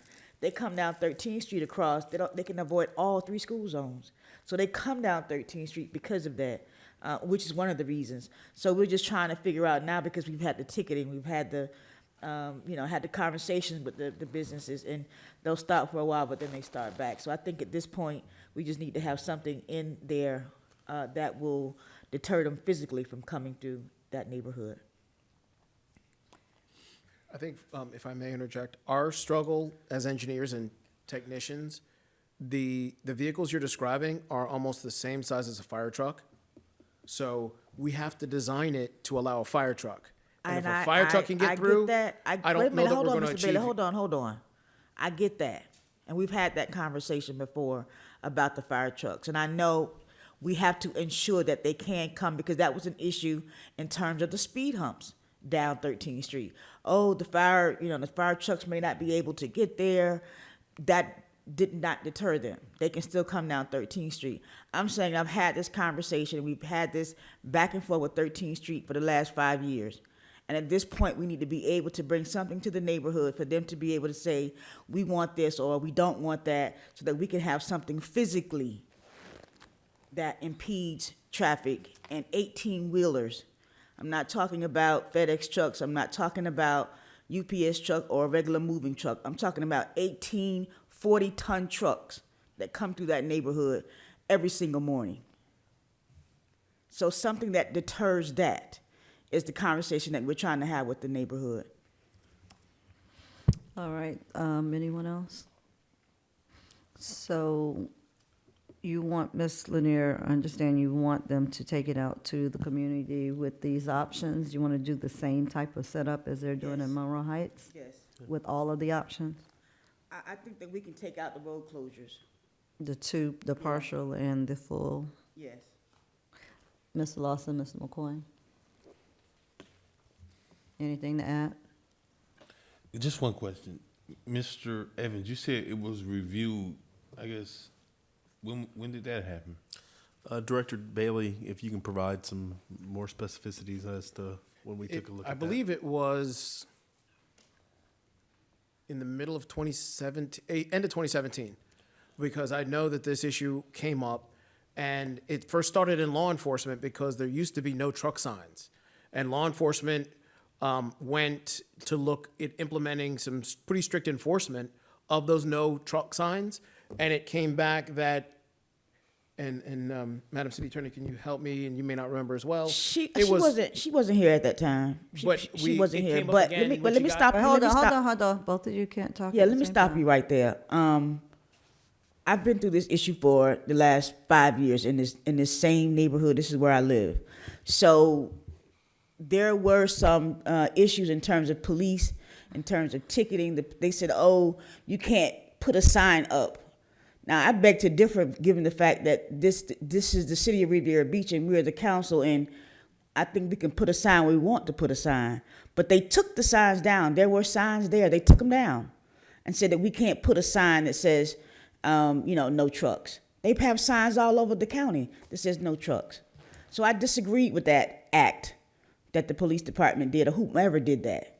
So I'm just saying to you now, we can kill this issue and we can move forward and take this to the neighborhood so that they can decide. All right. Mr. Lawson, you said you didn't have any comment. Well, I was just gonna ask, he was gonna defer to the attorney. What, is there something he was gonna get from her? Well, if I recall correctly, the law enforcement provided, was it an attorney general decision or determination that because it's a public road, because those vehicles pay for that road through their gas taxes that everyone pays, that they're allowed to use public roads. Because there was a similar situation, I believe, in another part of the state where they wanted to eliminate truck traffic through a residential neighborhood, and it came out of the state attorney's office that you can't do it because we don't segregate who pays gas tax when they go to the pump. So if they fill up in the city, they pay for part of the construction of that road and they have access to it. It's a very watered down sort of my recollection of the situation when it came up 24 months ago. So in the neighborhoods where we see those signs, they are allowed to put those up because it may impact the roadway in a negative way? How do the other If neighborhoods? there's a safety issue. So initially this came up with the culvert on the canal. Mm-hmm. And we looked at the original design to construction on whether that culvert would collapse, because people thought potentially the weight of the trucks would collapse the culvert. And as you heard Mr. Evans said, that analysis was done, and it was confirmed that there is no safety issue with trucks over that culvert and its potential to sort of cave in the road. So with that eliminated, there is no public safety, and I'll say safety concern. There is a nuisance, and it's acknowledged. But in order to restrict access, there has to be a clear public safety reason, obviously like a bridge falling down or something of that nature, which would then give you cause to not allow heavy vehicles when you know it's going to create a safety issue. So the places I'm speaking of are not actually in the city, they're in other cities, and they're just roads, in the neighborhoods, but maybe that was just grandfathered in. Did this change at some point in time? Because I know there's no safety issue with some of the places I've seen. Yeah, and you see truck signs up there, which means that makes no sense given the fact that you can close it off if you want to. We can place signs, but it's unenforceable. So some communities place signs, but they can't cite or restrict somebody if they did want to go through it. And from the law enforcement perspective, they were concerned about a sign that effectively says no truck traffic, and then they get a call from a resident, and then they say they can't enforce it, and then the resident says, well, why do you have the sign? Right, right, like the bike lanes that they park in. Okay, so, Ms. Lanier? We're gonna move forward with, and then two, I think that the city does have some home rule authority to restrict trucks traveling on residential areas. That's first and foremost. Can you all get some information on that and bring it back to the board? Yeah, we can pull the Attorney General opinion, because I've read it, and it's the same question that was posed about that, so we can get that and have legal take a look at it and provide some perspective as well. Okay, so we'll move forward to the community with all the options except for the partial and the full closure. Everyone okay with that? Yes. All right, that's it for this item? That to is adjourn. the end of, I'm actually right there with you all on that, you know that, right? I can move through mine very quickly. All on the same page with Okay, Yeah. all right, go ahead, Mr. Evans. Item number 11 is where we are, Ms. Yes. Claudine, number 11? Ms. 11, item number 11? 1 cent infrastructure sales surtax appointment of Oversight Committee. All right. Madam Chair, we do not have any public comment cards on this item. The acceptance of public comment cards on this item is now All right, closed. thank you. Ms. Evans? Madam Chair, based on the direction that was provided by the City Council at one of your previous workshop discussions and subsequent City Council meetings, staff moved forward with adopting a resolution that established the elements associated with the Surtax Committee.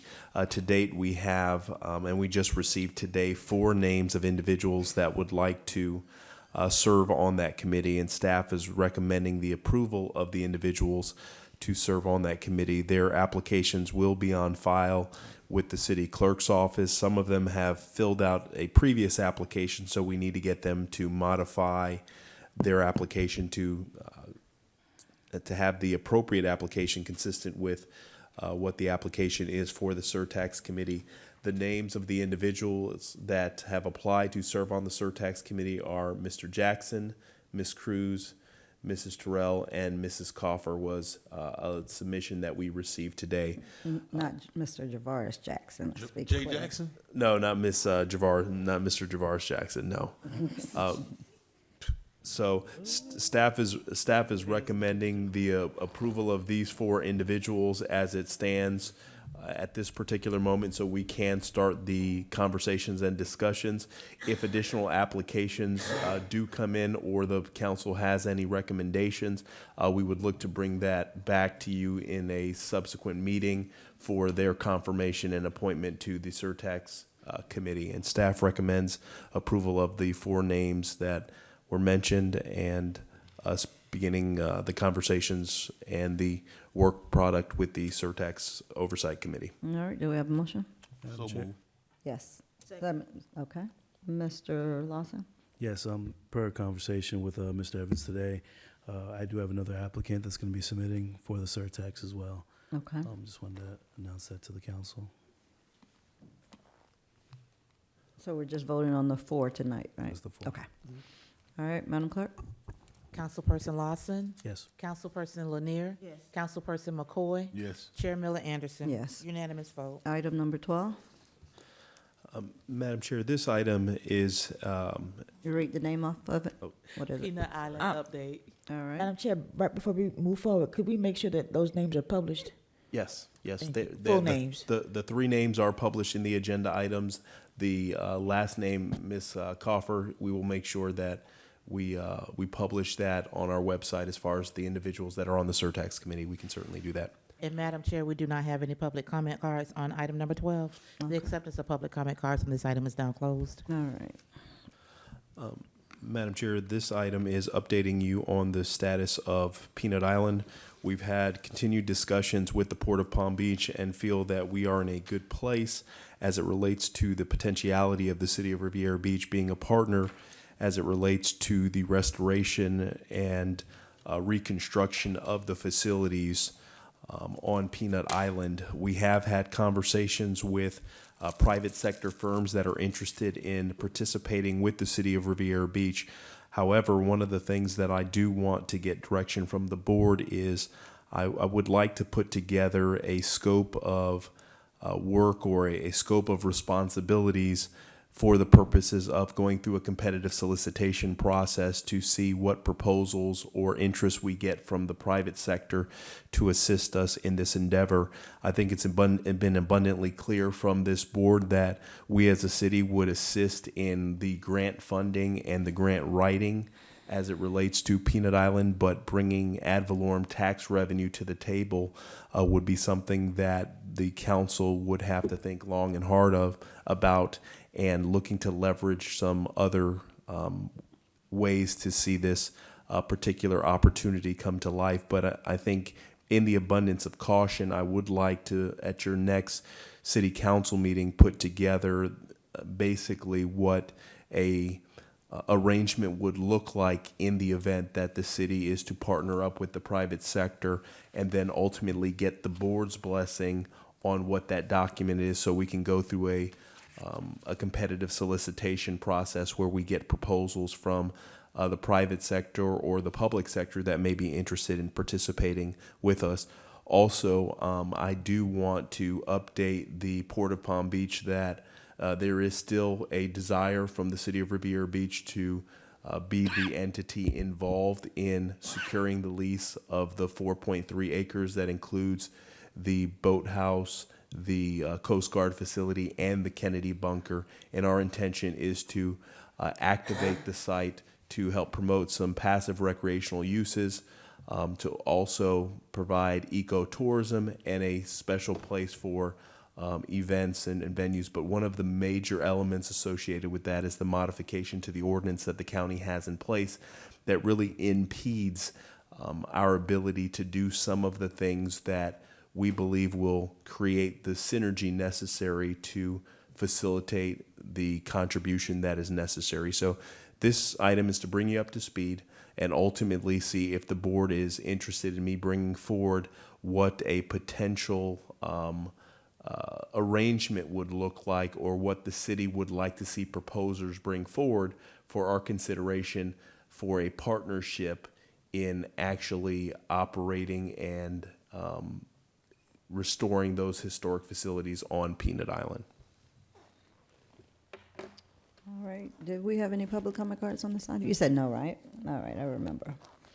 Mr. McCoy, Ms. Lanier, Mr. Lawson, any comments? No, ma'am. All right.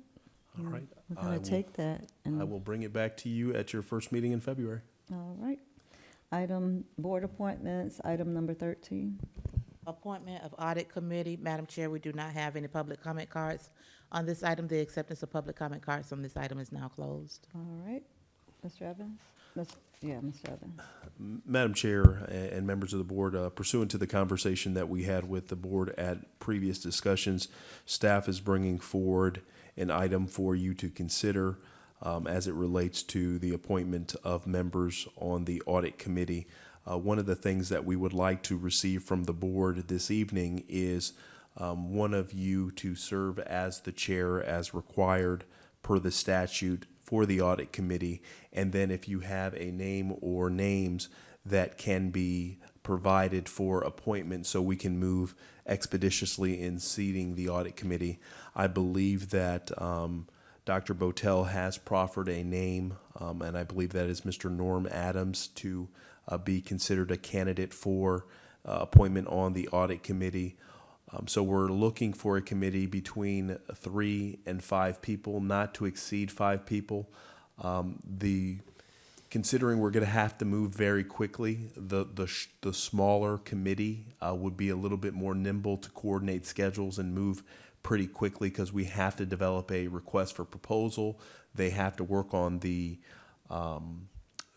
bid packet and the information that the firms would be scored on, and then ultimately bring that back. So staff is here requesting one of the members of the council to be appointed as the chair of that committee, and then 2, accepting the name of Mr. Adams as a potential appointee or any other appointees that you would like to proffer at this evening's meeting so we can convene the group and then move forward with the process that's necessary so we can comply with the statutory requirements to complete our audit. So we would be looking for an odd number?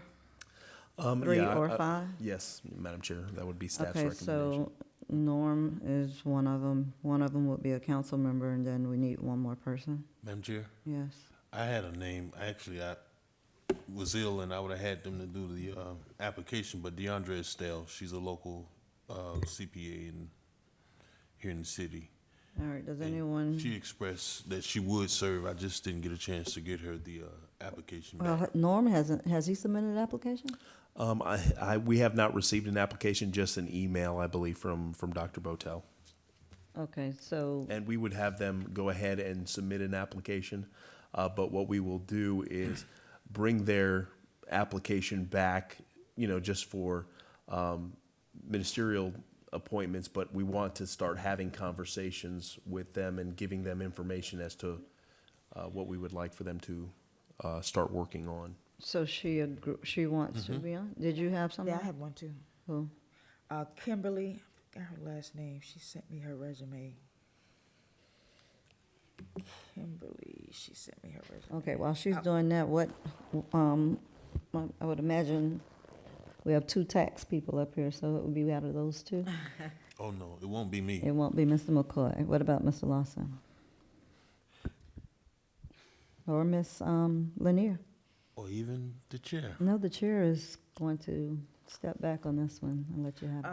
Ms. Yeah. Lanier, I think you'd be Madam great Chair, for if I this. may, I have seen where boards do appoint members that are not present at meetings as well. And I know she is very, very available, I'm sure, would love to have one more thing on her plate, so we're not gonna leave her off. Who that? Councilwoman Lanier? Botel. Well, Lanier is good too, though. She's very. You look like you wanna jump in here, Well, Mr. it's just just gonna be difficult, my schedule right now. And Oh, I that's thought exactly you were what- going to say you That's the only wanted reason I to. wouldn't normally They meet at night. jump on. As Would have to. the council person would be the chair, so whenever that council person would want to have those meetings. I nominate Councilwoman Lanier. Meet Sunday for brunch, but go, yeah, we can do that. Okay. You're gonna do it? Yeah, sure. Okay. All right, Miss Lanier. All right, so Norm Adams, Shirley Lanier, DeAndre, you said DeAndre or DeAndre? Deandra Estelle, Kimberly who? What's Kimberly's last name? Jackson? Yes. Oh. Yes, Miss Jackson. I'm good. I forgot. Okay. All right, so It Kimberly slipped me. Miss Jackson, Jackson yes, Kimberly and, who said, Lawson, you said you had somebody? No. All right, so Is that Jackson? Is that Jay Jackson? Javar? Kimberly Jackson. Kimberly Oh, Jackson. Kimberly. Oh. So 4, would we wanna, You can keep it at 4, or you can look to appoint a no, 5th. it's easier with the odd number. Correct. Yeah. Who, Madam Chair, who's the elected official again that will be serving? Miss Lanier. Councilwoman Ms. Lanier, okay. Yes.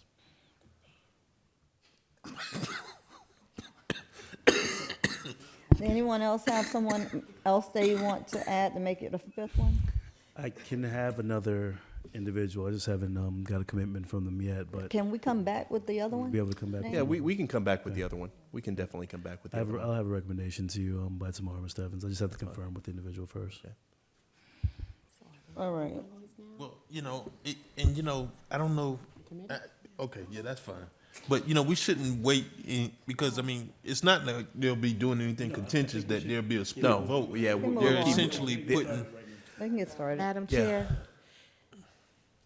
Chair, in discussing with the city attorney, I would like to suggest that you all make a motion to appoint these individuals Yes. because as of this point, once you all have made this decision, they would now have to operate up under the Sunshine Yes. Law. Yes, and I think that's why the chair was writing the names down, because that's what we would recommend as part of the motion to approve the item with the appointment of these members, and then Councilman Lawson providing a member within the next day or so. And that also goes for those that were appointed to the Surtax committee. They are now operating up under the Sunshine Right. Law. All right, so who communicates that to them? We will communicate that with them, and that's why on the new application, it states that, and they acknowledge that, and that will be their first meeting, sunshine law and understanding their roles and responsibilities. All right. Because all their meetings would have to be publicly noticed, et cetera. All right, so we would be looking for someone to make a motion to appoint Norm Adams, Ms. Shirley Lanier, DeAndrea Estelle, Kimberly Jackson to the Audit Committee. And an additional name will come at a later date. Second. All right, Madam Clerk? Councilperson Lawson? Yes. Councilperson Lanier? Yes. Councilmember McCoy? Yes. Chair Miller Anderson? Yes.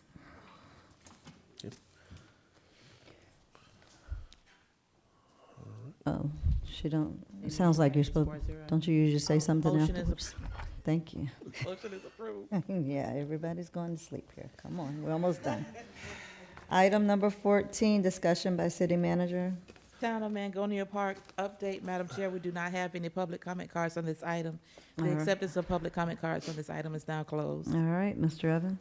Madam Chair, pursuant to the direction that was provided to the board at a previous meeting whereby we provided notice to the town of Mangonia Park that we were not interested in moving forward with a additional agreement for future years, and that we wanted them to cure the over $500,000 balance that was owed. We went through the dispute resolution process with legal present and administration, and we were able to work out basically what we believe to be the terms and conditions of a settlement with regards to the amount that is owed to the city of Riviera Beach. The town of Mangonia Park this evening is having the discussion, and that's where Assistant Manager Jacobs is at this particular moment. The thought process and what the agreement would contemplate is that they would pay the city of Riviera Beach $355,000 of the $500,000 that is owed to the city of Riviera Beach. Also, that they will continue to make themselves current as we continue to work through another long-term agreement with them. There is $148,000 that is still outstanding that we are working with them as a mechanism to provide some clarity as far as some of the charges, but also they wanted to be able to go back to their council and say, this is something that we effectively have to keep Riviera Beach involved and engaged in the conversation with the town of Mangonia Park. We believe that there is some value as it relates to a long-term agreement with Mangonia Park. If we look at moving forward with them with another 15-year agreement, the term and conditions of the agreement, the value of the contract is approximately $7.5 million over a 15-year period. If you were to also put in the CPI, which has been over the term of the contract that we executed with them from 2005, which is set to expire in 2020, and if you accounted for the CPI, you're looking at a contract that is valued close to $10 million if we look to move forward. One of the things that we will have conversations about in future discussions, and not to give out what our strategy is that there's some certain elements that the town of Mangonia Park wants the city of Riviera Beach to consider as part of contractual negotiations. But we want to get them paying on time, we want to get them current, and we also want to work towards a long-term agreement, because there is value in the event that the city loses that revenue stream. Obviously, you have to find a mechanism to bridge the gap for the shortfall. So more information will be happening as it relates to that, but I did want to let you know that we did have a productive conversation, and there's certain elements that we put in place to ensure that they pay their bill on time and that we work towards a long-term agreement. So this is just for your edification, and ultimately this would have to come back before the utility district for ratification as it relates to the agreement between both parties to cure the outstanding issues. And Ms. Nguyen, I didn't know if you had anything else to add as it relates to the conversation we had with them. No, you covered everything. Thank you. All right. Discussion by city attorney, well, were there any questions or comments, Ms. Evans, regarding this item? All right, discussion by city attorney? No comments. All right, city council committee reports. Any committee reports? Madam Chair? Yes. The meeting next month, I believe TPA Yes. will be a, I could say highly contentious meeting based upon some of the discussion that was happening at the last meeting. Myself and Councilwoman Lanier are serving on the board over with TPA, and there was a discussion about State Road 7 that You're the- serving on it, not together. No, I'm sorry. I've served as the alternate, and she was the primary. So just to make sure that we have some representation there, we're going to make sure that we work out for the next meeting. I don't have the exact date, but I think it's going to be after our next council meeting. So by then, we'll be able to work out a schedule at the next meeting to determine who will be able to attend. And we've, as a council, just want to make sure that we're well attended at these meetings and we can implement some of the plans of our city, and sitting down with Mr. Bailey and Mr. Evans about what we would like to see and what improvements we'd like. So we can actually be a player with the TPA as well. So by the next meeting, I'm going to have a discussion with Mr. Evans to just talk about some of the road work that we would like to have done. All right. And then also myself and Ms. Lanier will have a discussion at the next meeting to just confirm our schedules for the following TPA. All right. Any other committee reports? Statements by the mayor and city council. We'll start, Mr. McCoy. I have nothing. Oh, gosh. Ms. Lanier. I have nothing. Mr. Lawson? He has something, of course. I have nothing, Madam Chair. I don't believe that. Are you serious? Well, I'd have something, and I don't want you to pack up. Well, I just wanted to just talk a little bit about our Palm Beach County Day. Let's see, we all, But we back here tomorrow are we? for a maybe I don't CRA wanna meeting, talk- so. It's the it's the city council meeting. I want to talk about it tonight, if you don't mind. Thank you. So the city council attended Palm Beach County Day on last week, quite a few of us, and I thought it was very productive. Mr. McCoy probably has more information to share. Were you planning on sharing that tomorrow, since you got ahead of us? No, I think when I went up there, it Yeah. almost took me out. Oh. I went, I was going 5 days straight. Yeah, and then come back to do something. Well, he represented us up there well before many of us got there. So we thank you for that, Mr. McCoy. But I think it was pretty productive in trying to secure funds for our utility district, so. But members. I thought this look, was can my I- comment Can time. I say this? I gotta say this. The work is really not done. There has to be follow-up because, we got the very first day of session. It's probably another 55 more to go, and they probably already forgotten about us, Okay, so. So we're going to stay in contact with our lobbyists and our reps and senators, and just make sure they remember why we came up there, and we're still there.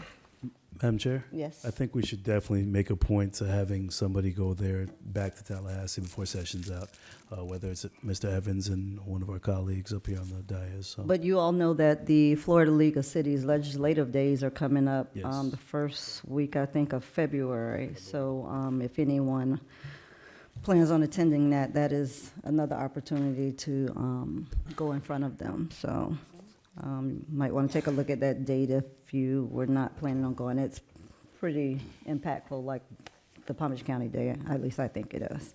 And I just want to thank Parks and Rec and all of those departments that participated in making the MLK parade and other activities successful.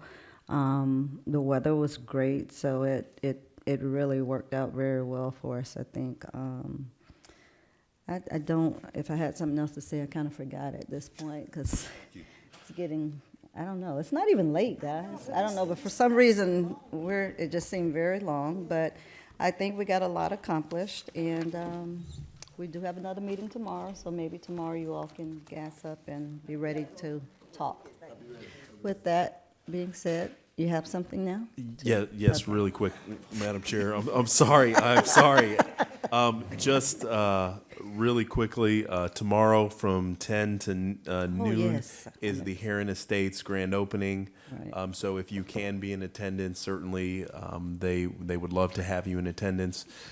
We have the event, the soiree, on Friday, and so hopefully see everyone there. And we will be putting out information on our social media and our city website after a lot of discussions and conversations with law enforcement professionals as well as staff internally.